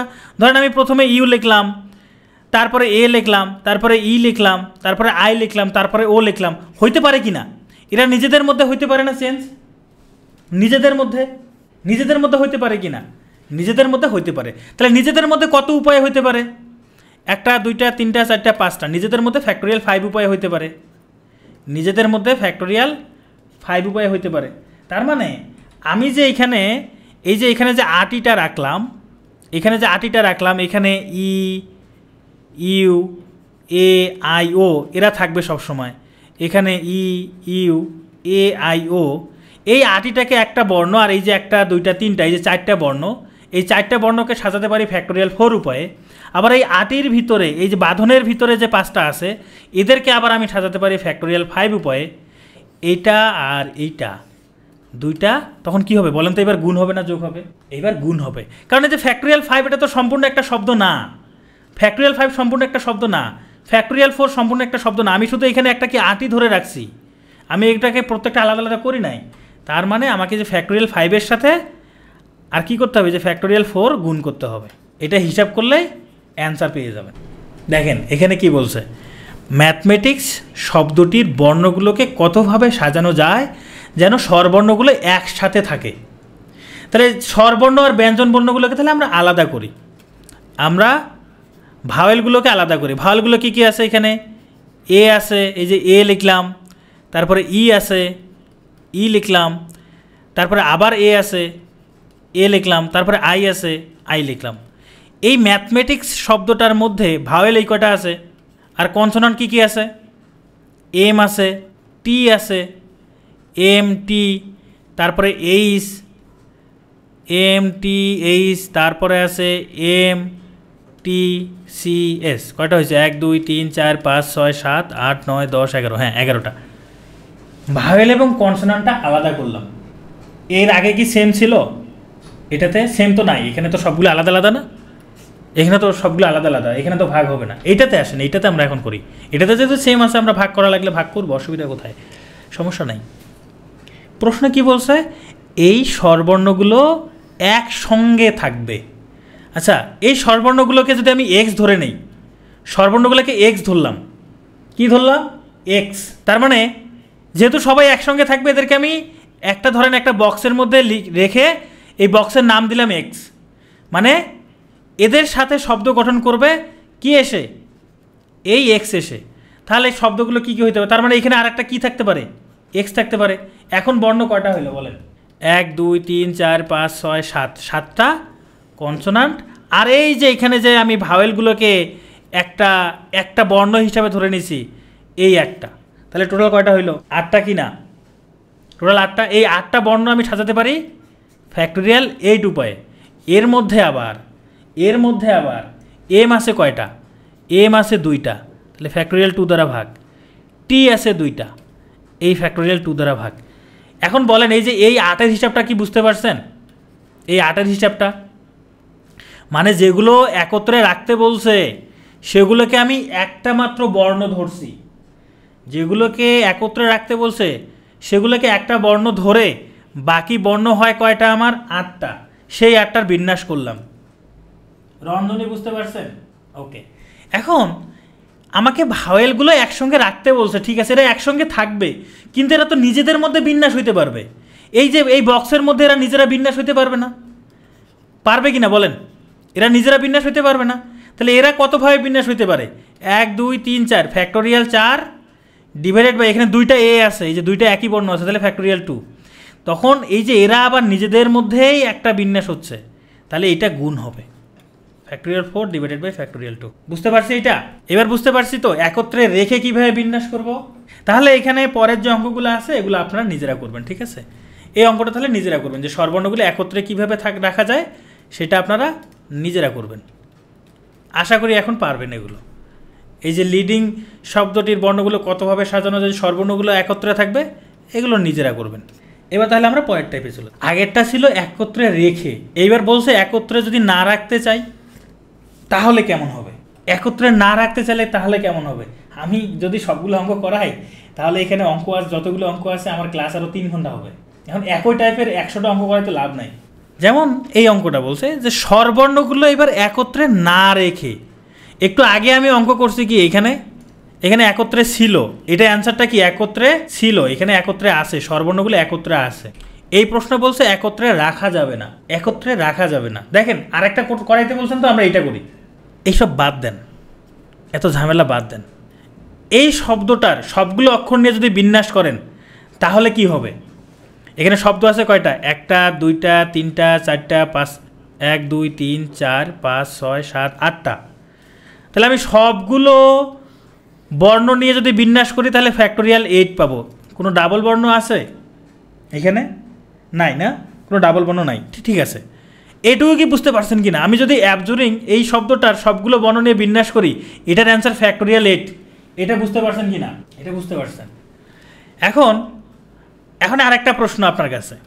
প্রশ্নটা হইল একত্রে রেখে, স্বরবর্ণগুলো যদি একত্রে রেখে, এই যে এই অঙ্কটা যদি এখন করি, যে স্বরবর্ণগুলোকে একত্রে রেখে বিন্যাস করলে কতভাবে সাজানো যায়, তাহলে আমরা এই অঙ্কটা এইখানে করি। হ্যাঁ, এখানে স্বরবর্ণ কি কি আছে? এ আছে, ইউ আছে, আই আছে, তাই না? এই তো এ ইউ আই, আর কিছু আছে না? 3টা স্বরবর্ণ আছে। তাহলে এই 3টা স্বরবর্ণ আর বাকি ব্যঞ্জনবর্ণ কি কি আছে? বি আছে, জে আছে, আর আছে, এন আছে, আর একটা কি জি আছে। আচ্ছা, এইখানে 1 2 3 4 5টা, এই 5টা ব্যঞ্জন বর্ণ, আর এইটাকে একটা বর্ণ ধরে টোটাল কয়টা বর্ণ হয়? 6টা। দেখেন যেগুলোকে একত্রে রাখতে বলছে সেগুলো সবগুলো মিলে একটা বর্ণ, এই সবগুলো মিলে একটা। আর এইখানে আছে 1টা 2টা 3টা 4টা 5টা, টোটাল কয়টা হলো? 6টা বর্ণ। এই 6টা বর্ণকে আমরা কি করব? 6টা বর্ণকে বিন্যাস করবো, তাহলে ফ্যাক্টোরিয়াল 6। এখানে কোনো একই রকম বর্ণ একাধিকবার নাই, তাহলে ফ্যাক্টোরিয়াল 6। কিন্তু আমি যে বর্ণগুলোকে একটা বর্ণ ধরছি এরা আবার নিজেদের মধ্যে বিন্যাস হইতে পারে, নিজেদের মধ্যেই সাজতে পারে। এখানে 3টা বর্ণ আছে, এই 3টা আবার নিজেদের মধ্যে ফ্যাক্টোরিয়াল 3 উপায়ে সাজতে পারে। তাহলে স্বরবর্ণগুলো একত্রে বিন্যাস এই ফ্যাক্টোরিয়াল 6-এর সাথে এই ফ্যাক্টোরিয়াল 3 গুণ। তাহলে একত্রে রেখে, এই যে স্বরবর্ণগুলোকে যদি আমি একত্রে রেখে বিন্যাস করি তাহলে হবে এইটা অ্যান্সার। এইটা বুঝতে পারছেন? স্বরবর্ণগুলোকে যদি আমি একত্রে রেখে বিন্যাস করি তাহলে এইটা হবে অ্যান্সার। আর আমি সবগুলো বর্ণ নিয়ে যে বিন্যাস করছি, এই যে ফ্যাক্টোরিয়াল 8, আচ্ছা এখানে কি স্বরবর্ণগুলো একত্রে এরকম আসে না? স্বরবর্ণগুলো এই ফ্যাক্টোরিয়াল 8-এর মধ্যে একত্রে আসে না?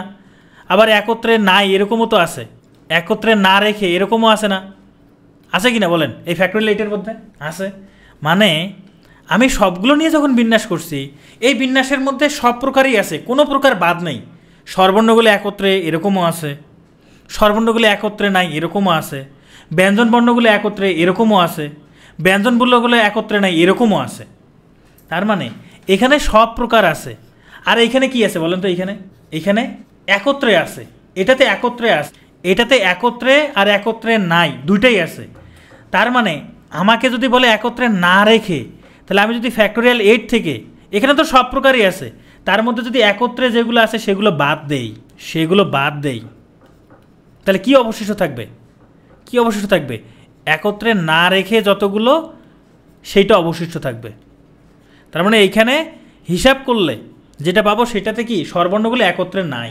হ্যাঁ, মাইনাস করলেই হবে, রাইট, মাইনাস করলেই হবে। একদম সহজ জিনিস না? তাহলে এখন বাকিগুলো আপনারা নিজেরা করবেন। প্রথমে কি করবেন? তাহলে একত্রে না রেখে যদি বলে সবগুলোর বিন্যাস করবেন, সবগুলো বিন্যাস করে আবার একত্রে রেখে বিন্যাস করবেন, এই দুটার পার্থক্যটা বের করলে একত্রে না রেখে আসবে। এখন ভাই এগুলো কি প্রিলিতে আসতে পারে? ভাই এই ধরনের অঙ্ক রিটেনে আসার সম্ভাবনা বেশি। কোন অঙ্ক প্রিলিতে আসবে আমি সেটা অঙ্ক করার সময় বলে দেবো, ঠিক আছে? এগুলো রিটেনে আসার সম্ভাবনা বেশি, আর যদি প্রিলিতে আসে টাইম বেশি লাগে তাহলে বাদ দিবেন, করার দরকার নাই। তাহলে এটা আপনারা নিজেরা করবেন, ঠিক আছে? এবার টাইপ 4, এই ধরনের প্রশ্ন প্রিলিতে আসতে পারে যে কতগুলো বস্তু যা কখনোই থাকবে না। BJRNG অবশ্যই এখানে যে আমি লিখছি, এই যে ফ্যাক্টোরিয়াল 6 যে লিখছি, এটার মধ্যে কি BJRNG বিন্যাস হয় না নিজেদের মধ্যে? ফ্যাক্টোরিয়াল 6 কি এই যে BJRNG আর এইখানকার একটা, এইটা পুরোটাই একটা, নিজেদের মধ্যে বিন্যাস হয় নাই? শারমিন আক্তার বলেন, এই যে ফ্যাক্টোরিয়াল 6 আমি লিখছি, এখানে BJRNG এই 5টা, এর সাথে এই যে AUI এটা পুরোটাই একটা ধরছি, টোটাল 6টা, এর মধ্যে তো এটা বিন্যাস হয়েছে। তাহলে চলেন আমরা এই ধরনের অঙ্ক করি যেখানে কোনো বস্তু কি কতগুলো বস্তু কখনোই থাকবে না। যেমন দেখেন এখানে কি বলছে, ট্রায়াঙ্গেল শব্দটার বর্ণগুলো হতে 4টা করে বর্ণ নিয়ে কতগুলো শব্দ গঠন করা যাবে যাতে কখনোই টি থাকবে না। সোজা হিসাব ভাই, যেটা আমি সাজাবো না ওটা আমি নিবই না, ওটা বাদ। যেটা নিব না ওটা বাদ। তাহলে ট্রায়াঙ্গেলের টি বাদ দিতে বলছে, আমি টি বাদ, এটা বাদ দিলাম। এখন বাকিগুলো সাজান, 1টা 2টা 3টা 4টা 5টা 6টা 7টা আছে, 7টা থেকে 4টা, 7টা থেকে 4টা সাজাতে বলছে। এই ধরনের প্রশ্ন প্রিলিতে আসতে পারে। তাহলে এটা হবে কত? 7 × 6 × 5 × 4, এটা গুণ করলে অ্যান্সার পেয়ে যাবেন। এটা বুঝতে পারছেন সবাই? যেমন এখানে বলছে কি, অ্যালগরিদম শব্দটির বর্ণগুলোকে 4টা করে বর্ণ নিয়ে কত উপায়ে সাজানো যায় যেখানে স্বরবর্ণগুলো সর্বদাই বাদ থাকবে। স্বরবর্ণগুলো সর্বদাই বাদ থাকবে। আর ভাই স্বরবর্ণ বাদ থাকবে, আমি বাদ দিয়ে দেবো, ওটা বাদ, এই যে কাটা দিয়ে দেবো, এ বাদ, ও বাদ, আই বাদ। তাহলে থাকলো কি 1 2 3 4 5 6টা, বাকি 6টা আছে, এই 6টা থেকে আমি কি করব? সাজাবো। তাহলে 6টা থেকে কয়টা? 6টা থেকে 4টা। এটা সাজালে আপনি কি অ্যান্সার পেয়ে যাবেন, 6P4 এর অ্যান্সার পেয়ে যাবেন। এখন যারা জীবনের প্রথম আসছে করতেছেন, মনে করেন এসএসসি পাশ করে যারা এইচএসসিতে প্রথম বিন্যাস করছেন, ভাই তারা কি প্রথম ক্লাসেই সব বুঝে গেছে? ব্যাপারটা তো এরকমটা না। আপনাদেরও যে প্রথম ক্লাসে পুরোটাই বুঝে যাবেন, ব্যাপারটা এরকমটা না। আপনি আজকে করলেন, কালকে আরেকবার একটু রেকর্ড দেখবেন, আরেকবার রেকর্ডটা দেখবেন পানির মতো ক্লিয়ার হয়ে গেছে। ওকে, তাহলে যেগুলো বাদ দিতে বলবে ওগুলো প্রশ্নের মধ্যে কি কেটে দিবেন, একদম কেটে দিবেন। যেগুলো বাদ ওগুলো কেটে দিবেন, বাকিগুলোর হিসাব করবেন, শেষ। এইটাই খুব সোজা আছে। এবার বলছে কি কতগুলো বস্তু যা অবশ্যই থাকবে। এর আগেরটা ছিল কতগুলো বস্তু যা থাকবেই না, এবার বলছে যা অবশ্যই থাকবে, মানে এটাকে নিতেই হবে, বাদ দেওয়া যাবে না। দেখি কি বলছে। বলছে ট্রায়াঙ্গেল শব্দটির বর্ণগুলো হতে 4টা করে বর্ণ নিয়ে কতগুলো শব্দ গঠন করা যাবে যাতে স্বরবর্ণগুলো অবশ্যই থাকবে। এবার দেখেন এই অঙ্কটা জাস্ট কি একটু অনুধাবন করেন। আচ্ছা, আপনি কয়টা করে বর্ণ নেবেন? 4টা বর্ণ নেবেন, তাই না? কি বলছে? স্বরবর্ণগুলো অবশ্যই থাকবে। স্বরবর্ণ কি কি আছে? আই, এ, ই, এই 3টা স্বরবর্ণ। আমি যে 4টে বর্ণ নিব তার মধ্যে এই 3টা থাকতেই হবে, এই 3টা বাদ দেওয়া যাবে না। কয়টা বর্ণ নেব? 4টা। আচ্ছা, ধরেন আমি 4টা বর্ণ নেব, তো আমি 4টা এরকম একটা ঘর দেই, 1 2 3 4। ওকে, আমি 4টা বর্ণ করে নিব। আমি এইখানে কিছু বর্ণ নেব, এইখানে কিছু বর্ণ নেব, এইখানে কিছু বর্ণ নেব, এইখানে কিছু বর্ণ নেব, নিয়ে কি করব? শব্দ গঠন করব। প্রশ্নে বলে দিয়েছে স্বরবর্ণগুলো থাকতেই হবে। তার মানে কি যেগুলো অবশ্যই থাকবে সেগুলো আগে আমাকে সাজাইতে হবে না? যেগুলো অবশ্যই থাকবে সেগুলো আগে আমাকে সাজাতে হবে না, বলেন তো? নাকি যেগুলো থাকবে না ওগুলো সাজাবো? যেগুলো থাকবে না ওগুলো যদি আমি আগেই সাজাই তাহলে তো আমার যেগুলো অবশ্যই থাকতে বলছে, রাখতে বলছে, সেগুলো তো আমি সাজাতে পারবো না। এখন আমাকে একটা প্রশ্নের উত্তর দেন, এই 3টা স্বরবর্ণ তো এই 4টার মধ্যে অবশ্যই রাখতেই হবে। এখন এই 3টা স্বরবর্ণের জন্য আমার কাছে ঘর কয়টা আছে বলেন তো? ঘর কয়টা আছে? এই ঘর 3টা না 4টা বলেন? 3টা। এই স্বরবর্ণগুলো তো অবশ্যই রাখতে হবে, স্বরবর্ণগুলো তো রাখতে হবে, এই জন্য আমি স্বরবর্ণগুলো আগের হিসাব করব। ঘর কয়টা? এই 3টা স্বরবর্ণের জন্য 4টা ঘর আছে, 4টা ঘর। আমাকে কি বলছে যে 3টা মানে এখানে এইটাতে বসানো যাবে না, আমাকে এরকম কিছু বলছে? আমি এখান থেকে যে কোনো 3টাতে বসাইতে পারি, যে কোনো 3টা। মানে আমার হাতে এই 3টার জন্য অপশন আছে 4টা, অপশন আছে 4টা। তবে বসবে কিন্তু 3টা ঘরে, বসবে 3টা করে, ঠিক আছে 3টা ঘরে বসবে, কিন্তু এই 4টার যে কোনো 3টাতে, এটাই তো 4টার যে কোনো 3টাতে বসবে, তাই তো? তাই কি না বলেন? তাহলে আমার এই 3টা বর্ণের জন্য অপশন আছে আমার কাছে 4টা। তার মানে 4টা ঘরে কয়টা বর্ণ বসবে? 3টা বর্ণ বসবে, মানে 4p3। কেউ আবার এইভাবে লেখেন না 3p4, তাহলে কিন্তু আমার মান সম্মান থাকবে না। আপনারা যদি কেউ এরকম লেখেন তাহলে আমার মান সম্মান থাকবে না, নিচের সংখ্যা কখনো বড় হইতে পারবে না, এটা মাথায় রাখবেন। 4টা ঘরে বর্ণ বসাতে পারবো 3টা, কত উপায়ে? 4p3 উপায়ে। বুঝতে পারছি? কি বুঝেননি? বুঝেন নাই? কি বলছে দেখেন তো, আমি এখানে যদি আই দেই, এখানে যদি এ দেই, এখানে ই দেই, তাহলে এই 4টা ঘরের মধ্যে 3টা ঘরে বসাইলাম না? 4টা ঘরের মধ্যে 3টা ঘরে বসাইলাম। আচ্ছা আমি প্রথম ঘরে না বসাই, শেষের ঘরে যদি বসাই, তার মানে আমি 4টার মধ্যে যে কোনো 3টা ঘর ফিল আপ করতে পারবো। 4টার মধ্যে যে কোনো 3টা ঘর ফিল আপ করতে পারবো এই 3টা দিয়ে। তাহলে 4টার মধ্য থেকে 3টা ঘর ফিল আপ করবো 4p3 উপায়ে। 4টার মধ্য থেকে 3টা ঘর ফিল আপ করবো 4p3 উপায়ে। এবার বুঝতে পারছেন? ফিরোজা খাতুন বুঝতে পারছেন? মানে আপনার কাছে 4টা ঘর আছে, 4টা ঘরের মধ্যে 3টা ঘর ফিল আপ করবেন, তাই না? 4টা ঘর থেকে 3টা ঘর ফিল আপ করবেন, কত উপায়ে? 3টা ঘর কেন? আমার 3টা বর্ণ আছে, এই 3টা বর্ণ ফিল আপ করবো। ফিরোজা খাতুন বুঝতে পারছেন? এখন আমি 3টা ঘর ফিল আপ করে ফেললাম, 3টা ঘর ফিল আপ করে ফেললাম। ধরেন আমি এই 3টা ফিল আপ করলাম, আমার কাছে এই ঘরটা ফাঁকা আছে। এবার এই ঘরটা ফিল আপ করার জন্য আমার কাছে বর্ণ কয়টা আছে বলেন? এই ঘরটা ফিল আপ করার জন্য বর্ণ কয়টা আছে? এখানে এই যে টি আছে, আর আছে, এন আছে, জি আছে, এল আছে, 5টা। তাহলে এই ঘরটা ফিল আপ করার জন্য 5টা বর্ণ আছে। তাহলে 5টা বর্ণ দ্বারা একটা ঘর ফিল আপ করতে পারবো 5p1 উপায়ে। 5টা বর্ণ দ্বারা একটা ঘর ফিল আপ করতে পারবো 5p1 উপায়ে। এখন এই 3টা ফিল আপ করলাম ধরেন 4p3 উপায়ে, এইটা ফিল আপ করলাম 5p1 উপায়ে, তাই না? 5p1 উপায়ে। এটা আর এটা দুইটাই ইনকমপ্লিট, তাহলে এই দুটা কী হবে? গুণ হবে। এই দুটা তাহলে কী হবে? গুণ হবে। বুঝতে পারছি? এটা কি বুঝতে পারছি? আচ্ছা আমরা আরেকটা অঙ্ক করি, চলেন। এখানে 2টা অঙ্ক আছে, 2টাই করে দিই। দেখেন, ক্যামব্রিজ শব্দটার বর্ণগুলো থেকে 5টা করে বর্ণ নিয়ে শব্দ গঠন করলে তাদের কতগুলোতে সবগুলো স্বরবর্ণ বর্তমান থাকবে। মানে আমি 5টা করে বর্ণ নিয়ে যে শব্দ গঠন করব, এর মধ্যে সবগুলোতেই স্বরবর্ণ থাকবে, মানে এখানকার সবগুলো স্বরবর্ণই থাকবে। তাহলে আমার 5টা করে স্বরবর্ণ নিব। এই ধরনের প্রশ্ন দেখলে প্রথমে এরকম 5টা ঘর দিবেন, এই 1 2 3 4 5।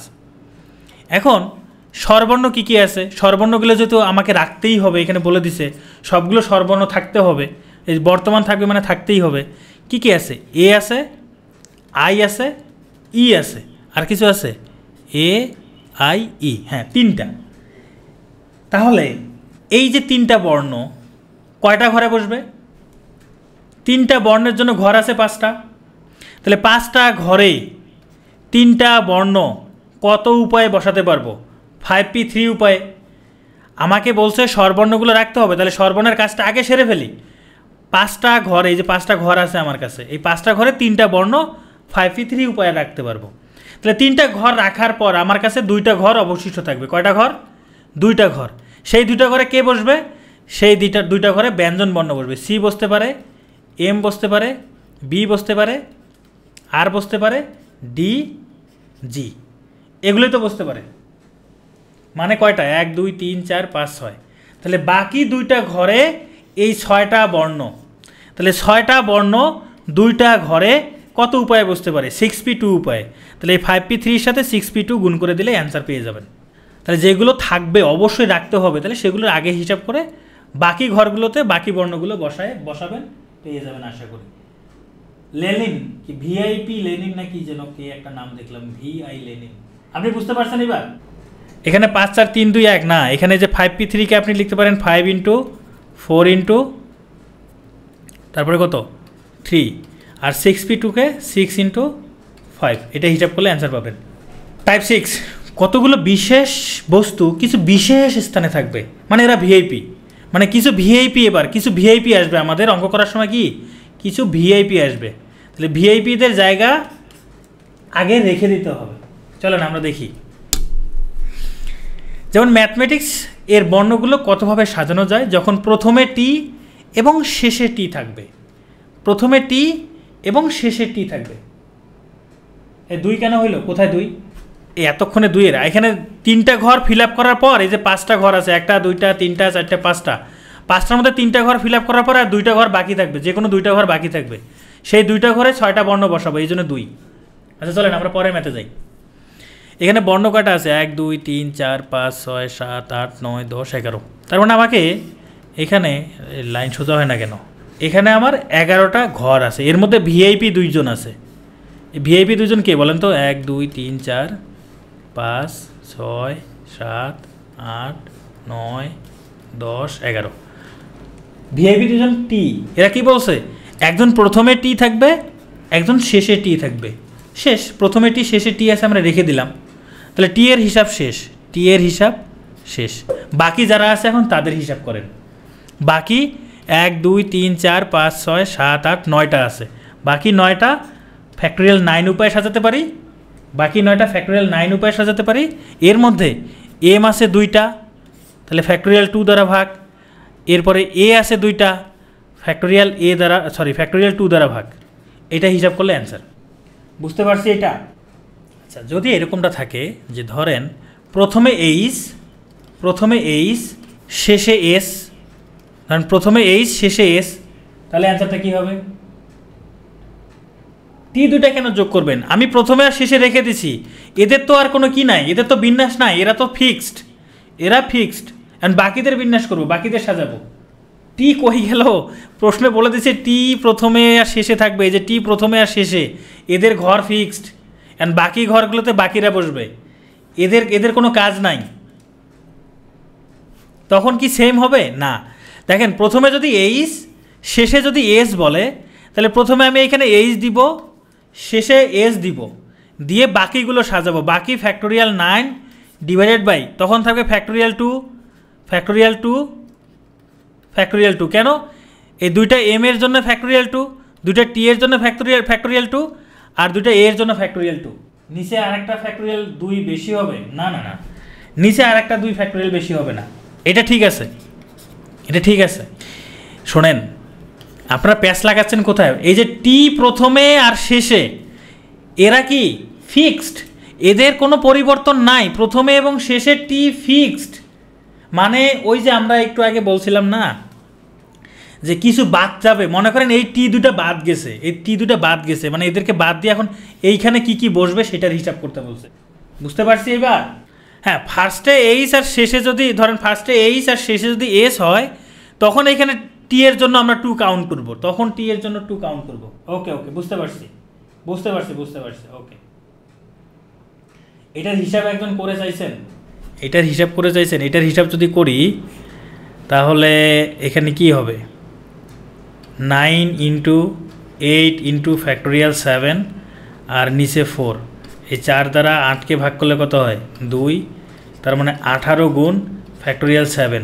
এই ফ্যাক্টোরিয়াল 7-এর আবার মান বের করবেন। এই 18 গুণ 7 গুণ 6 গুণ 5 গুণ 4 গুণ 3 গুণ 2। এটা এখন হিসাব করেন, কি বলছে এখানে? ম্যাথমেটিক্স শব্দটিকে কতভাবে সাজানো যায় যখন 2টা এম 2টা এ 2টা টি একত্রে থাকবে। আচ্ছা, যারা একত্রে থাকবে তাদেরকে আমরা কি করি বলেন তো? মনে আছে? যারা একত্রে থাকবে তাদেরকে একটা করে বর্ণ ধরি না? একটু আগে ওই যে একত্রে রেখে বিন্যাস, এখন বলছে 2টা এম একসাথে থাকবে, 2টা এ একসাথে থাকবে, 2টা টি একসাথে থাকবে। তার মানে এই 2টা মিলে একটা বর্ণ, এই 2টা মিলে একটা বর্ণ, এই 2টা মিলে একটা বর্ণ। বাকি আর কি থাকবে? বাকি এখানে কি থাকবে বলেন তো? এখানে থাকবে এইচ থাকবে, ই থাকবে, আই থাকবে, সি থাকবে, এস থাকবে, তাই না? 5টা। তাহলে এই 5টা 6টা 7টা 8টা ফ্যাক্টোরিয়াল 8, এটাই অ্যান্সার। এখন আপনারা বলবেন যে একত্রে রাখার জন্য, যে একত্রে রাখলেন এই 5টা বর্ণ, এর সাথে তো গুণ করছেন। কি গুণ করছি? এই ফ্যাক্টোরিয়াল যে এই যে 2টা এম, এরা নিজেদের মধ্যে ফ্যাক্টোরিয়াল 2, যেহেতু 2টাই একই, আবার ফ্যাক্টোরিয়াল 2 মানে 1। আবার 2টা এ, এদের নিজেদের মধ্যে বিন্যাস। এই ধরেন এ, আমি যদি এই একে সামনে আর একে পরে লিখি, ওই ওই একটা বিন্যাসই পাবো। এই জন্য 1 × 1 × 1 হবে, মানে ফ্যাক্টোরিয়াল 8 অ্যান্সার, মানে ফ্যাক্টোরিয়াল 8ই হবে। কারণ এই 2টা সেম। যদি এগুলো 2টা একই রকম না হইতো, আলাদা আলাদা হইতো, ওই যে ভাওয়েলের মতো হইতো একটু আগে যেগুলো করছি, তাহলে আমরা এগুলো আবার হিসাব করে আলাদাভাবে গুণ করতাম, আর এগুলো ফ্যাক্টোরিয়াল করলে একই আসবে মান। ওকে, আমাদের টাইপ 7 কতগুলো বিশেষ বস্তুর আপেক্ষিক অবস্থান পরিবর্তন হবে না। আচ্ছা, এই আপেক্ষিক অবস্থান পরিবর্তন হবে না, এইটা কি কেউ মানে আপেক্ষিক শব্দটার অর্থ কি কেউ বলতে পারবেন? এম এ টি দুইটা করে আসে কোথায়? হ্যাঁ, এখানে দুইটা এম তো এখানে চলে আসছে, দুইটা এ এখানে চলে আসছে, দুইটা টি এখানে চলে আসছে, আর ভাগ করবো কোত্থেকে? এদেরকে তো আর ভাগ করবো, এরা তো এদের দুইটা মিলে একটা ধরছি, এদের দুইটা মিলে একটা, এদের দুইটা মিলে একটা, তাহলে এখানে 3টা আর এখানে 5টা। এই যে এখানে দেখেন আমরা কি কি পাইছি, আমরা এখানে পাইছি এইচ ই আর আই সি এস, এই 5টা, এই 5টার সাথে এখানকার একটা, এখানকার একটা, এখানকার একটা যোগ, তাহলে 3টা, তাহলে টোটাল 8টা। এই 8টাকে ফ্যাক্টরিয়াল 8 উপায়ে সাজাতে পারি। এখন আমরা এই দুইটাকে আসলে বর্ণ ধরছি একটা, এই জন্য তো এখানে ফ্যাক্টরিয়াল 2 দ্বারা ভাগ হয় না। যাই হোক, আমরা যেই আপেক্ষিক জানি, এইখানে এই বিন্যাসের আপেক্ষিকটা একটু ভিন্ন। আপেক্ষিকটা মানে কি? আপেক্ষিক অবস্থার পরিবর্তন মানে কি? ধরেন যে এখানে একটা মেয়ে বসে আছে, তার পাশে একটা ছেলে বসে আছে, ধরেন তার পাশে তার আর একটা বন্ধু বসে আছে, ছেলের বন্ধু বসে আছে। হ্যাঁ, আবার এর পাশে ধরেন একটা মেয়ে বসে আছে, এর পাশে ধরেন আরেকটা মেয়ে বসে আছে। আপেক্ষিক অবস্থান পরিবর্তন মানে, আচ্ছা ধরেন এখানে প্রথমে একটা ছেলে আছে, আর একটা ছেলে দেই, হ্যাঁ তাহলে আরও ভালো হবে, আর একটা ছেলে দিলাম। তাহলে এইখানে এটা হচ্ছে ছেলে, এটা হলো মেয়ে, এটাও ছেলে, এটাও ছেলে, এগুলো মেয়ে।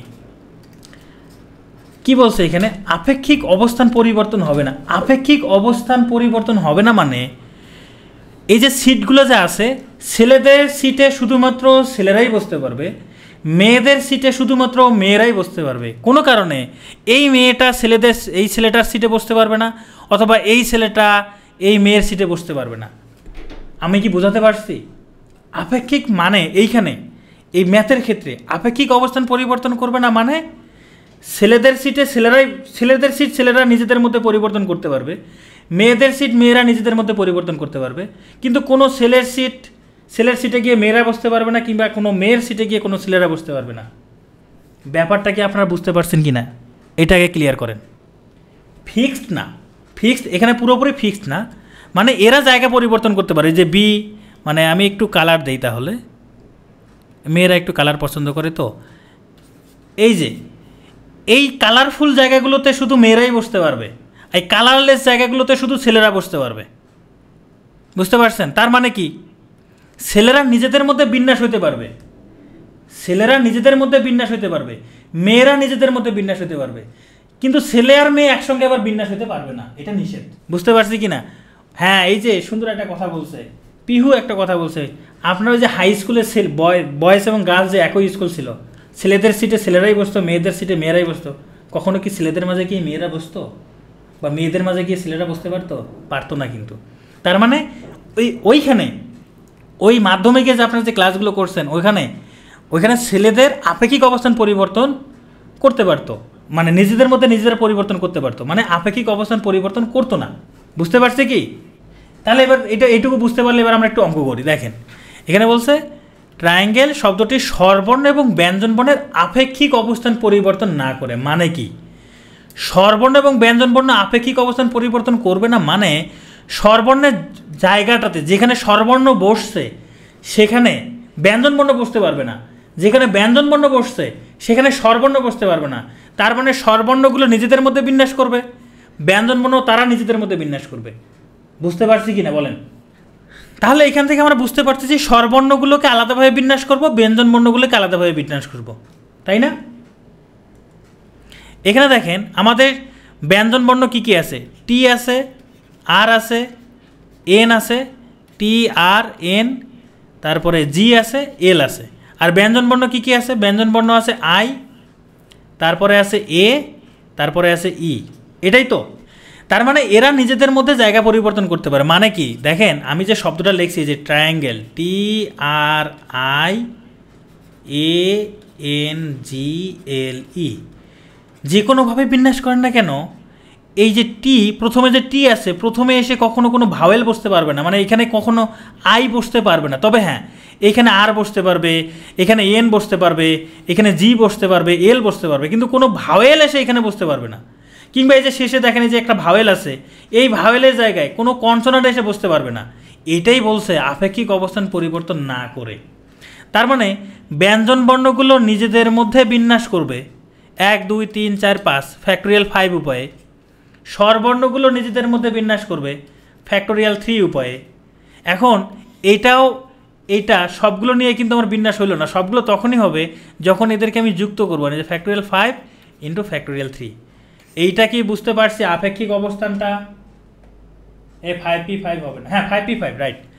এটা 5p5 আর ফ্যাক্টোরিয়াল 5 তো একই কথা, 5p5 আর ফ্যাক্টোরিয়াল 5 একই কথা। এটা 3p3 আর ফ্যাক্টোরিয়াল 3 একই কথা।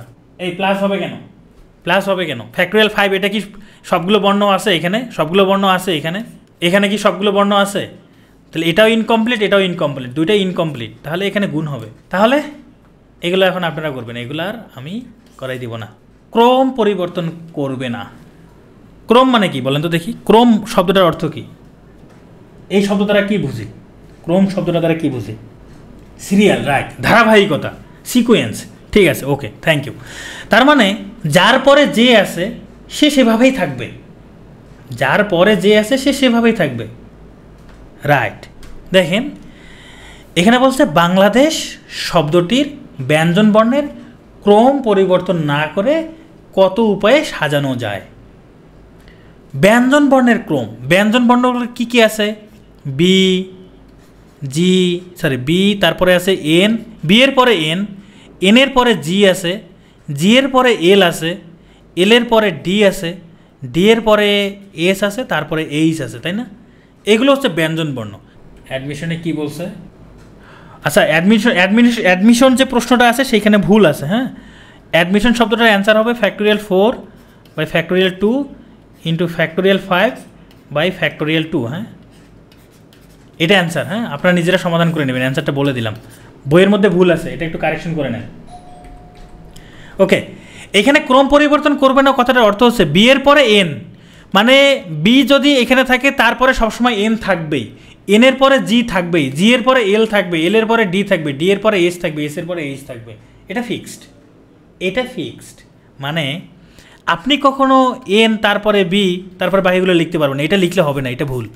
তাহলে ক্রম পরিবর্তন হয়ে যাবে। তাহলে ক্রম পরিবর্তন না করে অর্থটা হচ্ছে যাদের ক্রম পরিবর্তন করবে না, যার পরে যে আছে সে সেভাবেই থাকবে। তবে ব্যঞ্জন বর্ণগুলো কি করতে পারে? ধরেন এখানে প্রথমে এ আসতে পারে, বা তার আগে একটা ই আসতে পারে, এইভাবে আসতে পারে।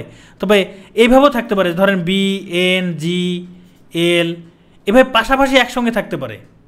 এক কথায় বি এর পরে এন, বি এর পরে এন থাকবে, সেটা বি প্রথমে থেকে, ধরেন এরপরে ই থেকে, তারপরে এন থাকলেও সমস্যা নাই।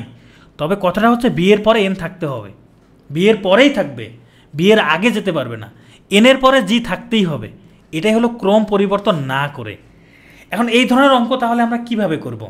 দেখেন, আমরা ওই যে প্রথমে একটা এক্সাম্পল দিছিলাম এইরকম, যে এ বি তারপরে বি, এটার বিন্যাস যেরকম, আবার এই বিকে যদি এখানে দেই বি, এটাও কিন্তু সেম, এটা যেরকম এটাও কিন্তু সেম, তাই না? তার মানে এই দুটাই একই বর্ণ। এই যে এই দুটো একই বর্ণ, আমি যদি এদের জায়গা চেঞ্জ করি তবু আমার আগের মতোই লাগতেছে, মানে সেম থাকতেছে। এইটাই হচ্ছে ক্রম পরিবর্তন না করে। একই বর্ণগুলো যে আমি লিখতেছি না, একই রকম বর্ণটা ক্রম পরিবর্তনগুলো তো আমরা বুঝতেছি না। এই অঙ্কটার ক্ষেত্রে যাদেরকে ক্রম পরিবর্তন করতে মানা করবে সেগুলোকে একই রকম বর্ণ ধরে নেবেন, সবগুলো একই রকম বর্ণ। মানে এগুলো সবগুলোই ধরেন বি, আমি যদি সবগুলোই বি ধরি, এগুলো সবগুলোই বি ধরি, তাহলে বুঝবো হ্যাঁ এগুলো ক্রম পরিবর্তন করে না। এক কথায় সামারিটা আমি বলি, এই ধরনের অঙ্কের ক্ষেত্রে যেগুলো ক্রম পরিবর্তন করতে মানা করবে তাদেরকে একই ধরনের বর্ণ ধরবেন, একই ধরনের। তাহলে এখানে বাংলাদেশ শব্দে বর্ণ কয়টা আছে? 1 2 3 4 5 6 7 8 9 10টা, তাই না? তাহলে আমরা এই 10টা বর্ণকে সাজাতে পারি ফ্যাক্টোরিয়াল 10 উপায়ে। এর মধ্যে ব্যঞ্জন বর্ণ কয়টা? এর মধ্যে ব্যঞ্জনবর্ণ কয়টা? ব্যঞ্জনবর্ণ 7টা। 7টা ব্যঞ্জনবর্ণ কী করতে হবে? ক্রম পরিবর্তন করবে না। তাহলে এই 7টা ব্যঞ্জনবর্ণ একই রকম বর্ণ ধরব, ফ্যাক্টরিয়াল 7 দ্বারা ভাগ। এর মধ্যে আবার স্বরবর্ণ আছে 2টাই, যে ফ্যাক্টরিয়াল মানে 2টা এ আছে, তাহলে ফ্যাক্টরিয়াল 2, এটা হবে অ্যান্সার। এরপর তাহলে এটা আপনারা নিজেরা করবেন। হ্যাঁ, স্বরবর্ণগুলোর অবস্থান পরিবর্তন না করে, না না তো ওইখানে 2 দ্বারা গুণ করবেন কেন? এটা দেখেন, এইটা আমরা একটু বোঝার চেষ্টা করি। খন্দকার শব্দটা আমরা কি করব? অবস্থান পরিবর্তন না করে পুনর্বিন্যাস। কার অবস্থান? স্বরবর্ণগুলোর। তাহলে এখানে স্বরবর্ণ কে কে আছে? এ আছে, একটা এ, 2টা এ, 3টা এ আছে। এইখানে তো সবগুলোই তো সেম আছে, তাই না? ও আচ্ছা, ক্রম না, সরি, এখানে ক্রম বলে নাই, এই ভুল বুঝছে। এর প্রশ্ন পুরোটাই পড়ি নাই। এখানে বলছে স্বরবর্ণগুলোর অবস্থান পরিবর্তন না করে। অবস্থান, এটা কিন্তু ক্রম না, অবস্থান। অবস্থান মানে কি?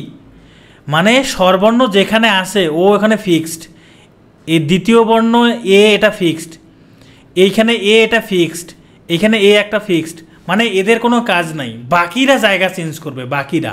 তার মানে বাকিদের বিন্যাস হবে। তাহলে 1 2 3 4 5, বাকি 5টা বর্ণ আছে, তাহলে ফ্যাক্টরিয়াল 5 হবে, বিন্যাস হবে। এখন বলছে কি? পুনর্বিন্যাস। পুনর্বিন্যাস মানে যে ফ্যাক্টরিয়াল 5 যে করছি এর মধ্যে এই বিন্যাসটাও আছে, এইটাও আছে। এটা বাদ দিয়ে আমার বিন্যাস কয়টা? এই জন্য এটা থেকে 1 বাদ যাবে। পুনর্বিন্যাস মানে এটা বাদ দিয়ে আমাকে বাকি হিসাবটা বের করতে বলছে। তাহলে এইটা বাদ দিয়ে বাকি হিসাব বের করার জন্য এখানে কিন্তু এই যে ফ্যাক্টরিয়াল 5-এর মধ্যে এইটা সহ হিসাব করা আছে। তাহলে পুনর্বিন্যাস যেহেতু বলছে এটা বাদ যাবে, এই জন্য 1 বিয়োগ, এটা হিসাব করলে অ্যান্সার পাবেন। এইখানে 2 কেন হইল? দেখেন, ফ্যাক্টরিয়াল 10 আমি পুরো বর্ণটার পুরো বাংলাদেশে হিসাব করছি। এরপরে যেগুলোর ক্রম পরিবর্তন মানা করছে, ব্যঞ্জন বর্ণের ক্রম পরিবর্তন করতে মানা করছে, তো ব্যঞ্জন বর্ণগুলোকে আমি সেম বর্ণ ধরছি। এই B N G L D S H 7টা বর্ণকে সেম বর্ণ ধরছি, এই জন্য ফ্যাক্টরিয়াল 7 দ্বারা ভাগ। আবার এখানে 2টা এ আছে, এ 2টা আছে, এই 2টা সিমিলিয়ার বর্ণ না, সেম বর্ণ না, এই জন্য ফ্যাক্টরিয়াল 2 দ্বারাও আবার ভাগ, এই জন্য ফ্যাক্টরিয়াল 2 আসছে। আর এইখানে 1 মাইনাস করব কেন? এখানে ধরেন আপনাকে এখানে কে বলছেন? পিহু। ধরেন এই যে পিহু, এই শব্দগুলো নিয়ে, এই বর্ণগুলো নিয়ে কয়টি পুনর্বিন্যাস করা যাবে? কারণ পিহু শব্দটার বিন্যাস করা যাবে টোটাল কতটি? ফ্যাক্টরিয়াল 4, মানে 24টা।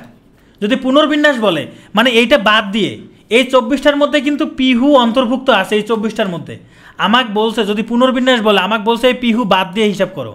তাহলে পিহু বাদ দিয়ে হিসাব করো মানে কি? এই 24 থেকে ওই পিহু বাদ, মানে এই একটা বাদ, এই জন্য 1 বিয়োগ। পুনর্বিন্যাস বললে 1 বিয়োগ, বুঝতে পারছি? পুনর্বিন্যাস বললে 1 বিয়োগ করতে হবে। তবে খেয়াল রাখতে হবে আপনি যে বিন্যাসটা করছেন এখানে কি এই পিহু অন্তর্ভুক্ত আছে কি না।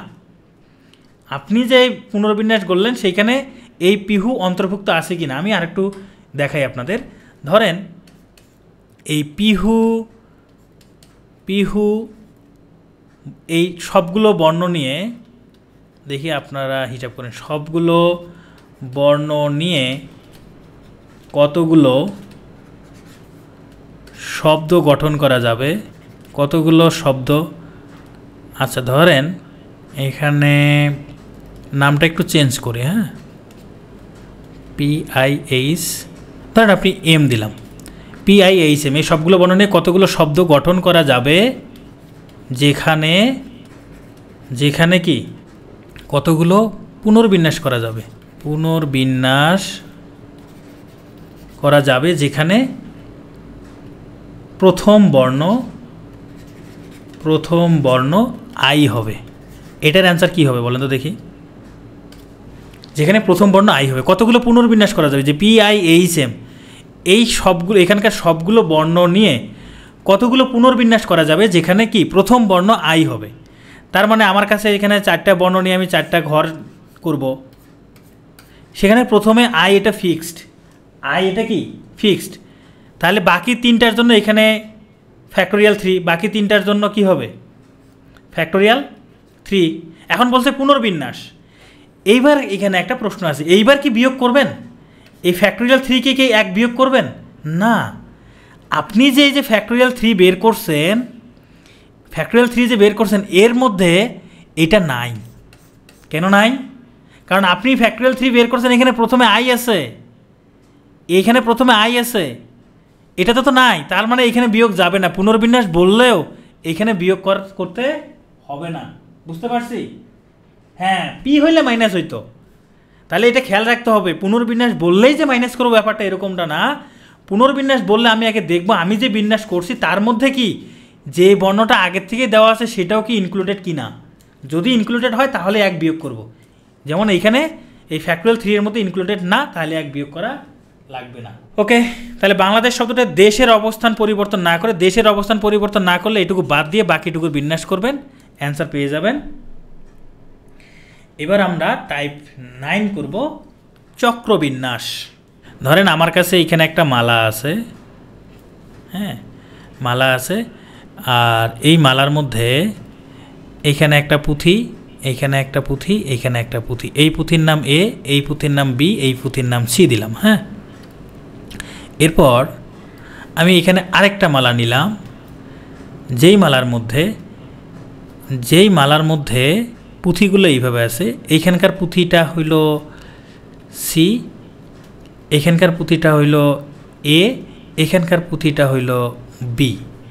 এরপর আমি আরও একটা মালা নিলাম, যেই মালার মধ্যে আমার এখানকার পুঁথিটা হইল বি, এখানকার পুঁথিটা হইল সি, এখানকার পুঁথিটা হইল এ।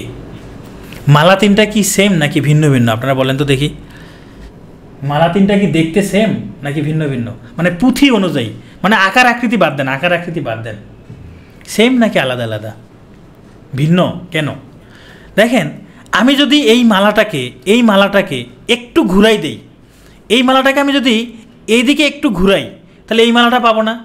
মানে এই মালাটাই আমি একটু ঘুরাই, আমি এখানে একটা ছবি উঠাই রাখছি, এই মালাটাই আমি এইখানে একটু ঘুরাই, এখানে একটা ছবি তুলছি। আবার এই মালাটাকে যদি আমি আরেকটু ঘুরাই তাহলে এই মালাটা পাবো না। আচ্ছা, এইটা নতুন কি কোনো বিন্যাস পাইছি? আপনারা বলেন, নতুন কি কোনো কিছু পাইছি আমরা? মানে মূলত কি, এই যে মালাটা আছে আমি যদি এটা এইদিকে একটু ঘুরাই দেই তাহলে এইরকম ডিজাইন পাবো, এটাকে যদি এইদিকে ঘুরাই দেই তাহলে এরকম ডিজাইন পাবো। মূলত মালা একটা, মূলত মালা হচ্ছে আমার কাছে একটা, রাইট? একটা কি না? মালা কিন্তু একটা। তার মানে এখানে তিনটা মালা তিনটা, কিন্তু আসলে আমার এখানে বিন্যাস কয়টা পাইছি? মানে তিনটা মালা মিলে কিন্তু আমি ডিজাইন একটাই পাইছি, তিনটা মালা মিলে ডিজাইন পাইছি একটা। কিন্তু আমি জানি যে এ বি সি এদের বিন্যাস করলে আমি ফ্যাক্টোরিয়াল 3 পাইতাম, এ বি সি এর বিন্যাস করলে আমি ফ্যাক্টোরিয়াল 3 পাইতাম। আসলে কি এখানে কি সেটা হয়েছে? এখানে কিন্তু সেটা হয় নাই। ধরেন আপনি একটা মালা নিছেন, এইখানে ধরেন মালাটা হচ্ছে এরকম, এইখানে ধরেন আপনার এখানে লাল পুঁথি, এখানে হলুদ পুঁথি, আর এইখানে ধরেন একটা সবুজ পুঁথি, ঠিক আছে? এরপর এই মালাটা আপনি একটু ঘুরাইলেন, কি করলেন? একটু ঘুরালেন, ঘুরানোর পরে লাল পুঁথিটা এখানে আসলো, এরপর হলুদ পুঁথিটা এইখানে, আর ধরেন সবুজ পুঁথিটা এইখানে আসলো। তাই এই মালা আর এই মালা সেম না। পুঁথিগুলো তো কী, আমি শুধু মালাটাকে একটু খালি ঘুরাই দিছি, নতুন তো কোনো মালা হয় নাই, নতুন কোনো মালা হয় নাই। অথবা আমি যদি এইখানে যদি ধরেন আমার কি হবে, এইখানে যদি আমার সবুজ পুঁথি হয় তাহলে এইখানে হবে লাল পুঁথি, সেম কি না? পুঁথি জাস্ট খালি মালাটা একটু ঘুরাই ধরছেন, মালা তো একটাই, মালা একটাই। তার মানে এখানে যদিও মালা দেখা যাচ্ছে তিনটা, আসলে তিনটা মালা না, মালা একটাই। মানে তিনটা মালা মিলে আসলে আমি এখানে একটা মালা পাইছি। কিন্তু তাহলে একই রকমভাবে একটা মালা মিলে তাহলে আমি এরকমভাবে 1/3টা পাবো। যদি আমার পাওয়ার কথা ছিল ফ্যাক্টোরিয়াল 3টা, এখানে পুঁথি আছে 3টা এ বি সি, আমি ফ্যাক্টোরিয়াল 3টা মালা পাইতাম, তাহলে ফ্যাক্টোরিয়াল 3 ইকুয়াল কত হবে? ফ্যাক্টোরিয়াল 3/3। আমার এতটি মালা পাওয়ার কথা ছিল, কিন্তু আসলে মানে আমার মালা পাওয়ার কথা ছিল ফ্যাক্টোরিয়াল 3টা, কিন্তু আমি পাবো কত? Factorial 3/3, factorial 3/3। এখন এখান থেকে আমরা একটা সূত্র আবিষ্কার করি, দাঁড়ান এই ফ্যাক্টোরিয়াল 3/3, এই ফ্যাক্টোরিয়াল 3কে লেখা যায়, দেখেন তো এইভাবে লেখা যায় না, 3 ইন্টু ফ্যাক্টোরিয়াল 2 ডিভাইডেড বাই 3, মানে 3 ইন্টু এখানে 3 - 1 লিখি, তাহলে 3/3 এটা বাদ যায়, তার মানে ফ্যাক্টোরিয়াল 3 - 1। তার মানে আমার কাছে যতগুলো পুঁথি থাকবে তার থেকে কি যাবে, তার থেকে একটা বাদ যাবে। আরও সহজভাবে যদি বলি, আমি যদি আরও সহজভাবে বলি, দেখেন এখানে এর পরে বি, বি এর পরে সি আছে, এইখানেও দেখেন এর পরে বি, বি এর পরে সি, সি এর পরে এ, এইখানেও দেখেন এর পরে বি, বি এর পরে সি, সি এর পরে এ, সেম আছে, কোনো পার্থক্য হয় নাই। এই জন্য আমরা একটা কাজ করতে পারি, এটাকে আরও সহজভাবে বোঝার জন্য, এরকম যদি যতগুলো মালা থাকবে, যতগুলো পুঁথি থাকবে, একটা পুঁথিকে আমি ধরে নেব স্থির, আমি একে স্থির ধরলাম, এখানে বি ধরেন, এখানে বি, এখানে সি, এরা যদি জায়গা চেঞ্জ করে, এখানে বি, এখানে সি, তাহলে আমরা নতুন একটা বিন্যাস পাবো, তাই না? তার মানে একটাকে স্থির করবো, এই জন্য একটা বাদ যাবে, একটা বাদ যাবে। আর একটা জিনিস, আসলে কি আমি এতগুলো মালা পাবো? এখানে কিন্তু আরও একটা কাহিনী রয়ে গেছে, আসলে কি এতগুলো মালা পাবো? একটু আপনারা এবার স্ক্রিন দেখে তাকান, তাকানো বাদ দেন, বাদ দিয়ে চোখ বন্ধ করেন, চোখ বন্ধ করেন। ধরেন আমি আপনার সামনে একটা মালা ধরছি, আপনার সামনে আমি একটা মালা ধরছি, সেই মালার আমি দেখতেছি ডান পাশে, ধরেন আমি একটা মালা ধরছি এরকম, এই স্ক্রিন দিকে তাকান, চোখ বন্ধ করিয়েন না, আমি মালা আঁকতেছি তো, স্ক্রিন দিকে তাকান। ধরেন এই মালার আমার বাম পাশে ধরেন সাদা পুঁথি, আর ডান পাশে আছে লাল পুঁথি। আমি এই মালাটা ধরলাম আপনার সামনে, আমার ডান পাশে লাল পুঁথি, বাম পাশে সাদা পুঁথি। এখন আপনার সামনে যদি ধরি, আমার ডান পাশে লাল পুঁথি হলে আপনার কোন পাশে লাল পুঁথি হবে? আমি যদি আপনার সামনে একটা মালা ধরি যার ডান পাশে একটা লাল পুঁথি আছে, কিন্তু আপনি সেটা কোন পাশে দেখবেন? বাম পাশে। তার মানে কি, আমি যে মালাটা দেখতেছি আপনি ওই পাশ থেকে সেম মালাটা অন্য ডিজাইনই দেখতেছেন, আমি যে মালাটা এক ডিজাইনে দেখতেছি আপনি অন্য ডিজাইনে দেখতেছেন। আমি রাইট, তাই না? আসলে এখানে আপনি কি ভুল নাকি আমি ভুল বলেন তো? আমি ভুল না আপনি ভুল? দুইজনে রাইট। আসলে এখানে দুইজনে দুই ধরনের মালা দেখতেছি কিন্তু মালা একটাই, দুইজনে দুই ধরনের মালা দেখতেছি কিন্তু মালা একটাই। তার মানে এখানে যতগুলো মালা আছে প্রত্যেকটা মালা আমরা কি দুই রকম দেখতেছি, প্রত্যেকটা মালা দুই রকম দেখতেছি, মানে এই জন্য এখানে দুই দ্বারা আবার ভাগ হবে, এই জন্য আবার কি হবে, দুই দ্বারা ভাগ হবে। বুঝতে পারছি কি? এখানে এত কিছু বাদ দেন, সহজ ভাষায় আসেন। সহজ ভাষায় ধরেন এন সংখ্যক পুঁথি নিয়ে আপনি মালা তৈরি করবেন, পুঁথি নিয়ে মালা তৈরি করবেন। কতগুলো মালা তৈরি করা যাবে? কতগুলো মালা তৈরি করা যাবে? এই ফ্যাক্টোরিয়াল n-1 এক বাদ যাবে কেন? পুঁথিগুলোর মধ্যে একটাকে স্থির করে ধরতে হবে, ঠিক আছে? ডিভাইডেড বাই 2 কেন? কারণ একটা মালা আমি যদি কারো সামনে ধরি, আমার পাশ থেকে যে ডিজাইন হবে সামনের পাশ থেকে আরেক ডিজাইন হবে, মানে ডিজাইন দুইটা হইলেও মালা একটা, এই জন্য 2 দ্বারা ভাগ। কিসের ক্ষেত্রে? মালার ক্ষেত্রে, এটা মাথায় রাখবেন। তাহলে এই প্রশ্নটা এবার দেখেন, 8 জন লোক একটা গোল টেবিলের চারপাশে কতভাবে বসতে পারে?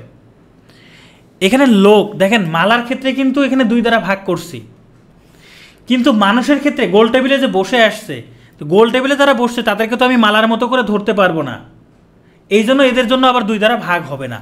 তাহলে 8 জন লোককে গোল টেবিলে কতভাবে বসানো যাবে? ফ্যাক্টোরিয়াল 8-1 মানে ফ্যাক্টোরিয়াল 7, এটা অ্যান্সার, এটা অ্যান্সার।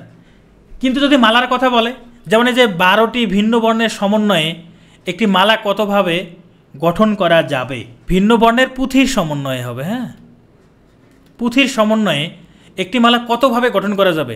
তাহলে ফ্যাক্টোরিয়াল 12-1, যেহেতু মালা বলছে এই জন্য 2 দ্বারা ভাগ। আর 3টা নিয়ম, আর 2টা নিয়ম শিখবো, 2টা, আর 2টা নিয়ম শিখলেই শেষ। তার মানে এটা অ্যান্সার কত? ফ্যাক্টোরিয়াল 11/2, এটা অ্যান্সার। সুবর্ণা -1 কেন? হ্যাঁ, -1 তো এতক্ষণ ধরে বুঝাইলাম। ধরেন এইখানে সুবর্ণা বসছে, আর এইখানে ধরেন অনন্যা বসছে, আর এইখানে বসছে ধরেন কে বসছে সায়রা খাতুন বসছে, হ্যাঁ। এখন আমি এদেরকে চেঞ্জ করে দিলাম, যে সুবর্ণার জায়গায়, এই যে অনন্যার জায়গায় সুবর্ণা আসবে, সায়রার জায়গায় অনন্যা আসবে, আর অনন্যার জায়গায় এইখানে আসবে ধরেন সায়রা। এই দুটা কি আলাদা? দেখেন তো, এই যে এই সায়রার পর সুবর্ণা, সুবর্ণার পর অনন্যা, অনন্যার পর সায়রা আছে না? এখানেও কি সেম আছে না? এই জন্য এই ধরনের চক্রক্রমিক বিন্যাসের ক্ষেত্রে একটাকে স্থির ধরে নিতে হয়, মানে একটার বিন্যাস করব না, বাকিগুলোর বিন্যাস করবো, এই জন্য 1 মাইনাস। বুঝতে পারছেন? সব ক্ষেত্রে 2 দ্বারা ভাগ না, শুধুমাত্র মালার ক্ষেত্রে 2 দ্বারা ভাগ। মালার ক্ষেত্রে মানে যেটাকে 2 পাশ থেকে আপনি দেখতে পারবেন, 2 পাশ থেকে আপনি বুঝতে পারবেন। কিন্তু এই যে 8 জন লোক গোল টেবিলে বসতেছে, এখন 8 জন লোককে কি মালার মতো করে এর মধ্যে ধরতে পারবেন? এটা তো পারবেন না। এই জন্য এখানে 2 দ্বারা ভাগ হয় নাই। পুনরাবৃত্তিমূলক বিন্যাস, ভাই এইটা আবার কি জিনিস? এতক্ষণ এক কথা বললেন, এখন আবার এই কি জিনিস নিয়ে আসলেন পুনরাবৃত্তিমূলক বিন্যাস? এটা খুবই সহজ জিনিস। দেখেন, আমরা ওই যে প্রথমে প্লেয়ারের হিসাবটা দিছিলাম না, যে প্রথমে ধরেন তামিম যদি খেলে তাহলে পরের পথটা থেকে তামিম খেলতে পারবে না, প্রথমে তামিম খেললে পরে তামিম খেলতে পারবে না। কিন্তু পুনরাবৃত্তিমূলক বিন্যাস এমন বিন্যাস, এই তামিম প্রথমে, মাঝখানে, শেষে সব জায়গায় খেলতে পারবে। মানে এখানেও হিসাব করব, এখানেও হিসাব করব, এখানেও হিসাব করব। এটা হলো পুনরাবৃত্তিমূলক বিন্যাস। অঙ্ক না দিলে বুঝতে পারবেন না। দেখেন কি বলছে, একটি প্রফেসর পদের জন্য 3 জন প্রার্থী কয়জন? 3 জন। 5 জন লোকের ভোটে নির্বাচিত হবে, 5 জন লোকের ভোটে 1 জন নির্বাচিত হবে। তাহলে ভোট দেওয়া যাবে কত প্রকারে? লোক কয়জন বলেন তো? 5 জন, তাই না? দেখেন 5 জন লোক আছে, 1 2 3 4 5। এই যে 5 জন লোক, এইখানে 1 জন লোক আছে, এখানে 1 জন লোক আছে, এইখানে 1 জন লোক, এখানে 1 জন লোক, এখানে 1 জন লোক, এরা ভোট দিবে। আচ্ছা বলেন তো, এই লোক যে ভোট দেবে, এর হাতে অপশন কয়টা আছে বলেন তো? এই লোকের হাতে অপশন কয়টা আছে? এই লোকের হাতে অপশন কয়টা আছে? প্রার্থী 3 জন, ভোটে দাঁড়াইছে 3 জন। এরা ভোটার, এরা ভোট দিবে, এরা ভোটার, এরা লাইনে দাঁড়াইছে, ধরেন লাইনে দাঁড়াইছে, ভোট দিবে 3 জন, মার্কা আছে 3টা, তাহলে এই লোকের হাতে অপশন আছে 3টা। এই 3 জনের মধ্যে যে কোনো একজনকে ভোট দিবে। তার মানে এর হাতে উপায় আছে 3টা। আচ্ছা, দ্বিতীয় ব্যক্তির কাছে উপায় আছে কয়টা? দ্বিতীয় ব্যক্তির উপায় আছে কয়টা? একটা কমে যাবে না? দ্বিতীয় ব্যক্তির উপায় একটা কমে যাবে না? কারণ প্রথম ব্যক্তি তো ভোট দিয়ে ফেলবে একজনকে, এখানে কমবে না। এ তো 3 জনকে ভোট দিতে পারবে, 3 জনের যে কোনো একজনকে। এও বাছাই করতে পারবে 3 জনের যে কোনো একজনকে। এই ব্যক্তিও 3 জনের যে কোনো একজনকে বাছাই করবে। এই ব্যক্তির হাতে অপশন 3টা, প্রত্যেকের কাছে অপশন আছে 3টা করে। তাহলে সবগুলো গুণ করে দেন, গুণ করে দিলে অ্যান্সার পেয়ে যাবেন। তাহলে কত হয়? 3 টু দি পাওয়ার 1 2 3 4 5 5, এই হলো অ্যান্সার। এইটা কি বুঝতে পারছি? তাহলে পুনরাবৃত্তিমূলক বিন্যাস কি সহজ নাকি? সহজ আছে না? আরেকটা অঙ্ক করি, চলেন। এই যে একটি তালার 4টা রিং আছে, প্রত্যেকটিতে 5টি করে অক্ষর আছে। মানে একটি তালার এই যে 4টা রিং আছে, এরকম একটি তালার 4টা রিং আছে। ধরেন এইখানে একটা রিং, এখানে একটা রিং, এখানে একটা রিং, আর প্রত্যেকটাতে 5টা করে অক্ষর আছে। এখানে 5টা অক্ষর আছে, এখানে 5টা অক্ষর আছে, এখানে 5টা অক্ষর আছে, এখানে 5টা অক্ষর আছে। এখন বলছে 4টে অক্ষরের একটি মাত্র বিন্যাসের জন্য তালাটি খোলা গেলে। মানে আমি এইখানে একটা, ধরেন অক্ষরগুলো কি কি আছে, ধরেন আমি লিখলাম এখানে A B C D E, এখানেও আছে A B C D E, হ্যাঁ, এখানেও আছে A B C D E, এখানেও ঠিক সেরকমভাবে A B C D E. আমি লক করব, মানে একটা তালা লক করার পর আমি ধরলাম এখানে দিলাম এ, এখানে দিলাম বি, এখানে দিলাম সি, আর ধরেন এখানে দিলাম ডি। মানে এ বি সি ডি এইটা যদি দিয়ে আমি লক করি, এরপর এলোমেলো করে দেই, পরবর্তীতে লক খোলার জন্য প্রত্যেকটাতে এখানে এ থাকতে হবে, এখানে বি থাকতে হবে, এখানে সি থাকতে হবে, এখানে ডি থাকতে হবে। আপনারা কি বুঝতে পারছেন ব্যাপারটা? যদি এরকমটা হয় তাহলে এই লকটা খোলা যাবে। কিন্তু কোনো কারণে আমি যদি এরকম করে লক করে দেই, পরবর্তীতে লক খুলতে গেলে ঠিক এ বি সি ডি এরকমই রাখতে হবে। কোনো কারণে ধরেন এখানে ই আসছে, তারপরে বি সি ডি আসছে, তাহলে লক খুলবে না। এখন আমি এখানে একটা লকের জন্য কি হবে, তালাটা খোলা যাবে। তাহলে বলছে কতগুলো বিন্যাসের জন্য খোলা যাবে না। আচ্ছা এইখানে আমি কতগুলো বর্ণ এখানে সেট করতে পারবো? 5টা। এখানে কতগুলো বর্ণ সেট করতে পারবো? ওই 5টা। এখানেও 5টা, এখানেও 5টা। তাহলে টোটাল 5 ইন্টু 5 ইন্টু 5 ইন্টু 5 মানে 5⁴ এতগুলো লক তৈরি করতে পারবো, এতগুলো লক তৈরি করতে পারবো। তার মধ্যে একটার জন্য খুলবে আর বাকিগুলোর জন্য খুলবে না। তাহলে খুলবে না কয়টার জন্য? এটা থেকে 1 মাইনাস করতে হবে, মানে এটার জন্য খুলবে না। এখান থেকে 1 বিয়োগ করলে বাকিগুলোর জন্য, সরি এটার জন্য খুলবে, বাকিগুলোর জন্য খুলবে না, এই জন্য 1 মাইনাস। দেখেন এখানে টেলিফোন ডায়ালে 0 থেকে 9 পর্যন্ত লেখা থাকে। যদি নোয়াখালী শহরে টেলিফোন নাম্বারগুলো 5 অঙ্ক বিশিষ্ট হয়, তবে ওই শহরে কতগুলো টেলিফোন সংযোগ দেওয়া যায়? 5 অঙ্ক বিশিষ্ট মানে কি? মানে এই যে এরকম না, পাশাপাশি 5টা অঙ্ক থাকবে। আমাদের যেমন ফোন নাম্বারগুলো বর্তমানে 11 অঙ্ক বিশিষ্ট, ধরেন নোয়াখালী শহরের যেহেতু ওরা আলাদা একটা বিভাগ চায়, ধরেন ওরা নাম্বার দিল 5 অঙ্ক বিশিষ্ট, ঠিক আছে? তাহলে এইখানে 0 থেকে 9 পর্যন্ত 10টা অঙ্ক আছে। তার মানে এইখানে আমি নাম্বার সেট করতে পারবো এরকম 10টা অপশন আছে আমার কাছে। এইখানে আমি ঠিক সেম 0 থেকে 9 পর্যন্ত আছে, এখানে নাম্বার সেট করতে পারবো ঠিক 10টা। এখানেও 0 থেকে 9 পর্যন্ত এখানে নাম্বার সেট করতে পারবো ঠিক 10টা। তাহলে এখানেও 10টা, এখানেও 10টা। তাহলে টোটাল কতগুলো নাম্বার হবে আমার কাছে? 10⁵ এতটি। আগের ম্যাথে 4⁵ হলো না কেন বলেন কি? আগের ম্যাথে এখানে আপনার প্রত্যেকটা তালার মধ্যে 5টা করে অক্ষর আছে।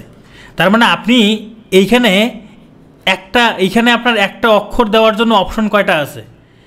এইখানে একটা অক্ষর দেওয়ার জন্য অপশন আছে 5টা। এইখানে একটা অক্ষর দেওয়ার জন্য আপনার কাছে অপশন আছে 5টা, এখানেও 5টা, এখানেও 5টা। তাহলে এই যে 5 গুণ 5 গুণ 5 মানে 5⁴ হবে কেন? এবার আপনাদের কাছে একটা প্রশ্ন, ধরেন গ্রামীণ সিমের বর্তমানে 017, এটা ফিক্সড।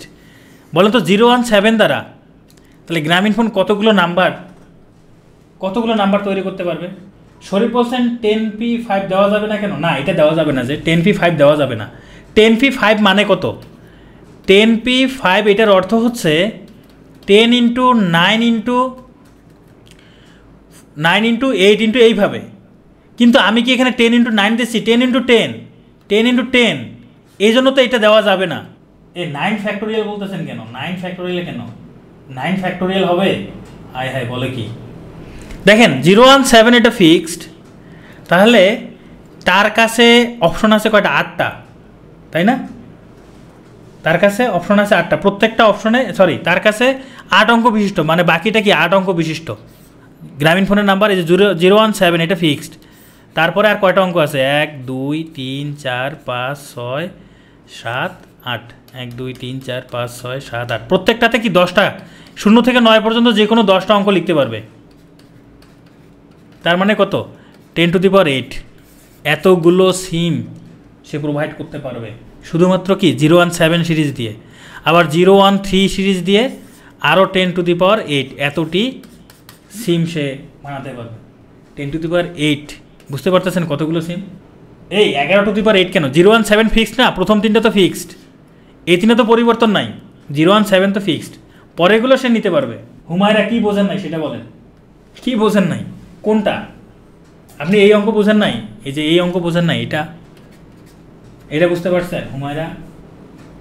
এখানে কি ফ্যাক্টোরিয়াল আসছে বলেন? এই যে নোয়াখালী শহরের যে আমি ফোন নাম্বার বানাইলাম, এখানে 5 অঙ্ক বিশিষ্ট, এখানে কি ফ্যাক্টোরিয়াল লেখছি? এখানে লিখি নাই। ঠিক একই রকমভাবে গ্রামীণ সিমের যদি আমি সিম ব্যবহার করি, এই যে 017 এর পরে যে সংখ্যাটা হবে, এখানে অপশন কয়টা? 10টা না? 017 এর পর সংখ্যাটা যেটা হবে এটা 10টা, তারপরে যে সংখ্যাটা হবে এখানেও 10টা, তারপরে যে সংখ্যাটা হবে এরকম 10টা, এরকম বাকি প্রত্যেকটাতে 10টা করে না? এরকম 8টা 10, এই জন্য 10⁸। হ্যাঁ, ওরা 017 এর 10⁸ এতগুলো সিম বিক্রি করে ফেলছে, এই জন্য ওরা 013 এই সিরিজটা নিছে, রাইট? আচ্ছা ঠিক আছে, আমরা এইসব হিসাব না করি, আমরা টাইপ 11তে চলে যাই। শূন্যবিহীন সংখ্যার বিন্যাস, খুব সহজ একটা টাইপ, আপনারা করে আসছেন। প্রত্যেক সংখ্যায় প্রত্যেকটি অঙ্ক কেবল একবার ব্যবহার করে 2 3 5 7 8 9 দ্বারা 3 অঙ্ক বিশিষ্ট কতগুলো সংখ্যা গঠন করা যাবে? কয় অঙ্ক বিশিষ্ট? 3 অঙ্ক বিশিষ্ট। 3 অঙ্ক বিশিষ্ট বলছে, আমি 3টা ঘর নিলাম। এখন আমার প্রথম ঘরে এখানে কয়টা অঙ্ক বসাইতে পারবো? 1 2 3 4 5 6, এখানে 6টা, এখানে 6টা বসাইতে পারবো, তাই না? দ্বিতীয় ঘরে তাহলে কয়টা বসাতে পারবো? দ্বিতীয় ঘরে 5টা, তৃতীয় ঘরে 4টা, তার মানে 6 × 5 × 4, এটা করলেও হবে। অথবা আপনি বলতে পারেন যে 6টা থেকে 3টা বাঁচাই, 6p3, একই কথা, এটা একই কথা। এই টাইপগুলো আমরা প্রথমেই করছি, তাই না? এই টাইপগুলো কিন্তু আমরা শুরুতেই করছি। ওকে, এই যে এখানে বলছে পুনরাবৃত্তি সহ বললে তখন ঝামেলা আছে। 3 অঙ্কের কতগুলো সংখ্যা গঠন করা যাবে? আমি 3 অঙ্কের সংখ্যা গঠন করব। 3 অঙ্কের সংখ্যা গঠন করা যাবে। দেখেন আগের অঙ্কটাতে একটা অঙ্ক কেবল একবারই ব্যবহার করতে পারবো, মানে আমি যদি কোনো কারণে এখানে 9 ব্যবহার করি, এই 9 পরের দুইটাতে আর ব্যবহার করা যাবে না। এই জন্য প্রথম ঘরে এইখানে যদি আমার কাছে অপশন থাকে 6টা, পরে গিয়ে একটা কমে গেছে, কারণ এখানে বলছে প্রত্যেকটা অঙ্ক কেবল একবার ব্যবহার করব। পরে গিয়ে আরও একটা কমে গেছে, কারণ আমি দ্বিতীয় ঘরে একটা বসাই ফেলছি। কিন্তু যদি বলে আমি একটা অঙ্ক যতবার খুশি ব্যবহার করতে পারবো, মানে পুনরাবৃত্তি সহ ব্যবহার করতে পারি, তাহলে কি হবে? এখানে 1 2 3 4 5 6টা, এই ঘরে অপশন যেমন 6টা আছে, এই ঘরেও অপশন 6টা, এই ঘরেও অপশন 6টা। পুনরাবৃত্তি বললে আর কমতেছে না। কেন কমতেছে না? মানে আপনি এইখানেও 1 ব্যবহার করতে পারবেন, এইখানেও 1 ব্যবহার করতে পারবেন, এইখানেও 1 ব্যবহার করতে পারবেন। তার মানে কি, আপনি এখানে 1 ব্যবহার করলেও পরেও আবার 1 ব্যবহার করতে পারবেন, মানে এখানে একটা ব্যবহার করলেও পরেও আবার আপনার হাতে অপশন 6টাই থাকবে। কিন্তু এই অঙ্কে আপনি যদি কোনো কারণে এখানে 9 ব্যবহার করেন, এখানেও 9, এখানেও 9 ব্যবহার করেন, এটা নেওয়া যাবে না। এখানে বলছে একটা অঙ্ক কেবল একবার ব্যবহার করতে পারবেন, এই জন্য এখানে একটা করে কমছে, কিন্তু এখানে কমে নাই। ব্যাপারটা কি বুঝতে পারছি? তাহলে এটার অ্যান্সার কত? 6 × 6 × 6, মানে 216। ব্যাপারটা কি বুঝতে পারছি? হ্যাঁ, পুনরাবৃত্তি বলতে যে একটু আগে আমরা মোবাইল নাম্বারে হিসাব করলাম, আর এটা কিন্তু সেম। সমস্যা একটা জায়গায় হয় যদি শূন্য থাকে, মানে শূন্য থাকলে একটা ঝামেলা আছে। কি ঝামেলা আছে চলেন দেখি। দেখেন প্রত্যেক অঙ্কে, প্রত্যেক সংখ্যায় কেবল একবার ব্যবহার করে 65230 দ্বারা 5 অঙ্ক বিশিষ্ট কতগুলো অর্থপূর্ণ বিজোড় সংখ্যা গঠন করা যাবে?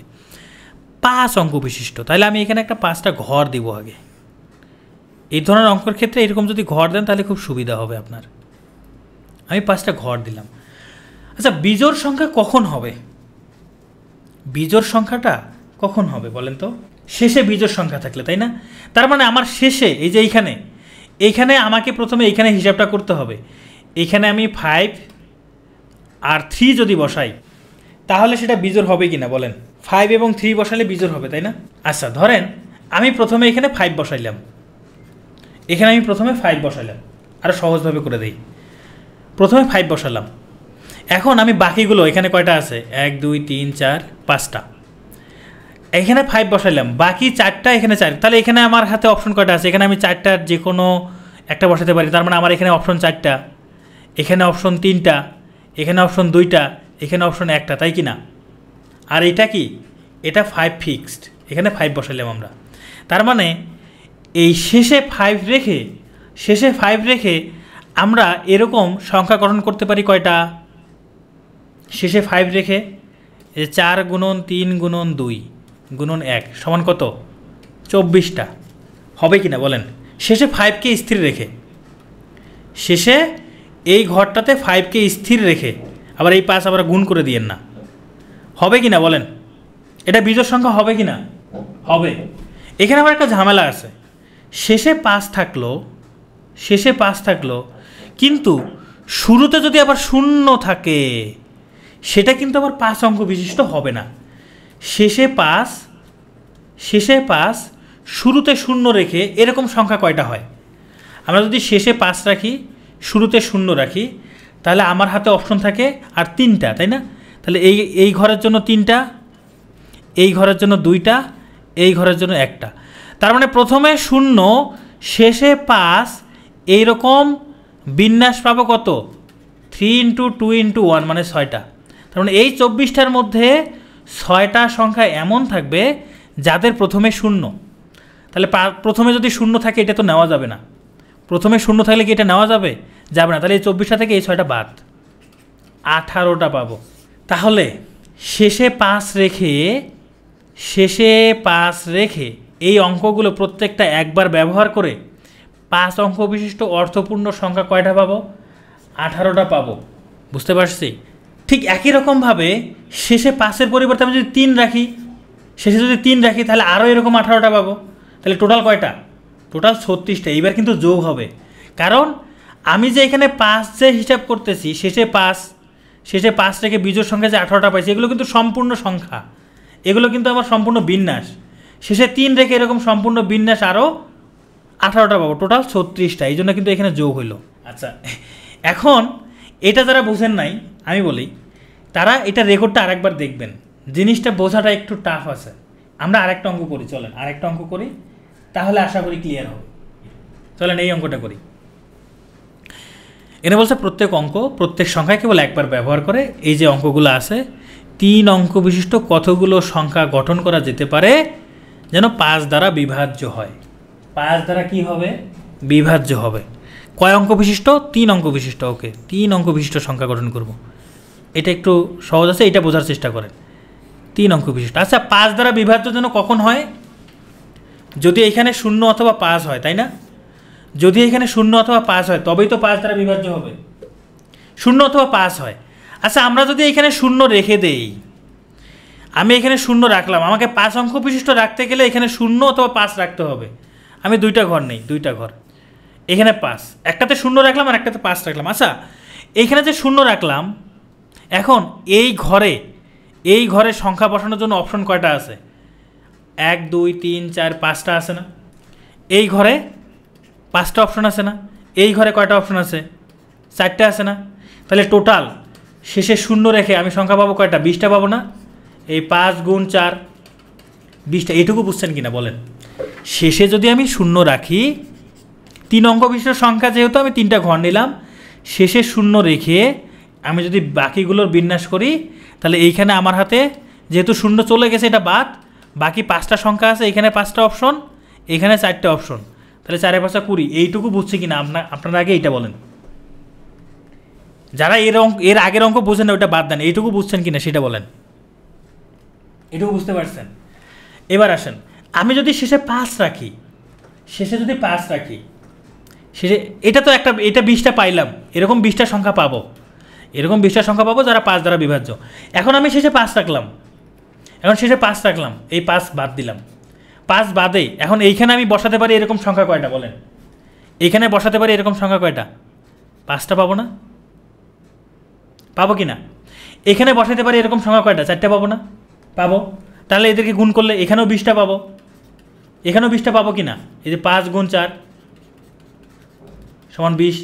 এটুকু কি বুঝতে পারছি? এখন আমাকে বলেন, আমি এই যে প্রথমে যে 5টা নিছি, এই 5 বাদে যে প্রথমে 5টা নিছি, এখানে কি 0 হইতে পারে না? 0 হইতে পারে, 1 হইতে পারে, 2 হইতে পারে, 3 হইতে পারে, 4 হইতে পারে, পারে কি না? এগুলো যে কোনো কিছু আসতে পারে। কিন্তু যদি আমি এখানে 0 দেই, 0 দিলাম, ধরেন এখানে 0 দিয়ে এখানে 3 দিলাম, তাহলে এটা কি 3 অঙ্ক বিশিষ্ট সংখ্যা হবে? হবে না। এই জন্য আমি তো 20টা পাইলাম, এই 20টার মধ্যে কতগুলোতে প্রথমে 0 আছে সেটা একটু বের করে দেখি। ধরেন আমি প্রথমে 0 রাখলাম, শেষে 5 রাখলাম, রেখে এখন মাঝখানে যদি সংখ্যা বসাই, এই যে 0 আর 5 বাদ দিই, বাকি আছে কয়টা? 4টা। এখানে অপশন আছে 4টা। তার মানে আমি এরকম আরও 4টে সংখ্যা পাবো এই 20টার মধ্যে। এই 20টার মধ্যে 4টে সংখ্যা এমন আছে যাদের শুরুতে 0 আছে। তাহলে শুরুতে 0 থাকলে সেটা তো নেওয়া যাবে না, এই জন্য এখান থেকে এই 4টা বাদ যাবে। তার মানে এখানে 16টা পাবো। তাহলে শেষে 0 রেখে বিন্যাস পাইলাম 20টা, শেষে 5 রেখে বিন্যাস পাইলাম 16টা, টোটাল কয়টা হইল? 20 যোগ 16 সমান 36টা। এটার অ্যান্সার 36। এই প্রশ্ন বিসিএসে আসার সম্ভাবনা রিটেনে আছে, রিটেনে। রিটেনে আসার সম্ভাবনা আছে, এগুলো প্রিলিতে আসবে না, রিটেনে আসবে না। এগুলো সূত্র না, এগুলো এইভাবেই চিন্তা করে করে করে করে বের করতে হবে। এখন সেম উপায়ে আপনারা শেষের অঙ্কটা আপনারা একটু চেষ্টা করবেন, ঠিক আছে? এটাও আপনারা নিজেরা চেষ্টা করবেন শেষ অঙ্কগুলো। Thank you. এখন বিসিএস প্রশ্নগুলো দেখি, চলেন বিসিএস প্রশ্নগুলো দেখি। এই যে কলকাতার শব্দটার অক্ষরগুলো বিন্যাস, আমেরিকার শব্দটার অক্ষরগুলো বিন্যাস সংখ্যার কত গুণ, মানে এইটার বিন্যাস বের করবেন। বের করতে পারবেন না সবগুলো বর্ণ নিয়ে, প্রথম টাইপের অঙ্ক। এইটার সবগুলো বিন্যাস করতে পারবেন না, 1 2 3 4 5 6 7টা, মানে ফ্যাক্টোরিয়াল 7 ডিভাইডেড বাই এ আছে 2টা, ফ্যাক্টোরিয়াল 2 পারবেন কি না বলেন? এখানে কলকাতার প্রথম টাইপের ম্যাথ এগুলো। এরপরে দেখি 38তম বিসিএসে যে ম্যাথমেটিক্স শব্দটির অক্ষরগুলো দ্বারা কতভাবে বিন্যাস করা যায়। এটা কত, এই যে ফ্যাক্টোরিয়াল এখানে যতগুলো বর্ণ আছে এখানে তত ডিভাইডেড বাই একই রকম বর্ণগুলো বাদ যাবে, তাই না? পাবেন না এটা, এটা 38তম বিসিএসে আসছে। তাহলে ভয় পাচ্ছেন কেন? কঠিন অঙ্কগুলো রিটেনের জন্য। এই যে এই অঙ্কটা কতগুলো 5 অঙ্কের অর্থপূর্ণ অঙ্ক গঠন করা যাবে, এইটা এই যে আমরা একটু আগে যে টাইপটা করাইলাম সেখানে চলে আসছে, সেখানে চলে আসছে। এখন ভাই এইটা এখন আপনি পরীক্ষার হলে গিয়ে আপনার এটা করতে 5 মিনিট টাইম লাগবে, যারা পারে তাদেরও 3 মিনিট টাইম লাগবে। কেউ যদি 3 মিনিট টাইম ব্যয় করে এই অঙ্ক করে, তার বিসিএস প্রিলিতে পাস করার সম্ভাবনা অনেকটাই কমে যাবে, একটা মার্কের জন্য যদি 3 মিনিট নষ্ট করে। দেখেন 46-এ একটা প্রশ্ন আসছে, কনিক শব্দটির অক্ষরগুলো নিয়ে গঠিত বিন্যাস সংখ্যা। ভাই এটা তো খুবই সহজ, 1 2 3 4 5টা, ফ্যাক্টোরিয়াল 5 ডিভাইডেড বাই যে সি আছে 2টা, ফ্যাক্টোরিয়াল 2। ভাই এটা সহজ একটা অঙ্ক, তাহলে আপনার ভয় পান কেন? কঠিন কোনো ম্যাথ আসবে না, তাহলে ভয়ের কি আছে? আচ্ছা, এবার লেনিন বলছেন 1 2 9 10 পারবো ভাই, কিন্তু বাকিগুলো না পারলে কি রিটেনে খারাপ করবো? রিটেনে আপনি না একটা ম্যাথ পারবেন না, বাকিগুলো পারবেন না। এই যে ক্রম পরিবর্তন, আপেক্ষিক অবস্থান পরিবর্তন, এগুলো অনেকের চিন্তা করতে অনেক টাইম লাগে, অনেক কষ্ট হয়। একত্রে রেখে বিন্যাস এটা পারেন, একত্রে না রেখে বিন্যাস এটা পারেন, এগুলো তো পারবেন। একত্রে না রেখে বিন্যাসও আসবেন না। আচ্ছা টাইপ 5 কি? হ্যাঁ, এই যে কতগুলো বস্তু যা অবশ্যই থাকবে, এটা পারবেন না, এটা তো পারবেন। তাহলে ভয় কি কিসের আছে? কতগুলো বস্তু যা কখনোই থাকবে না, টাইপ 4 এটা পারবেন না। শোনেন, যেই অঙ্ক দেখবেন সহজ সেটাই বিসিএস এর জন্য পারফেক্ট। বইয়ের মধ্যে বইয়ের অঙ্কগুলো সমাধানগুলো দেখলেই তো বোঝা যায়, যে অঙ্কগুলো সমাধান অনেক বড় বড় কঠিন, হ্যাঁ ওগুলো আসবে না, ওগুলো প্রিলিতে আসবে না। তাহলে 1 2 4 5 এগুলো সহজ আছে, এগুলো করতে পারেন। 6 নাম্বারটাও সহজ আছে, যে কতভাবে এই যে বিশেষ স্থানে থাকে, প্রথমে টি শেষে টি, এগুলো আসতে পারে।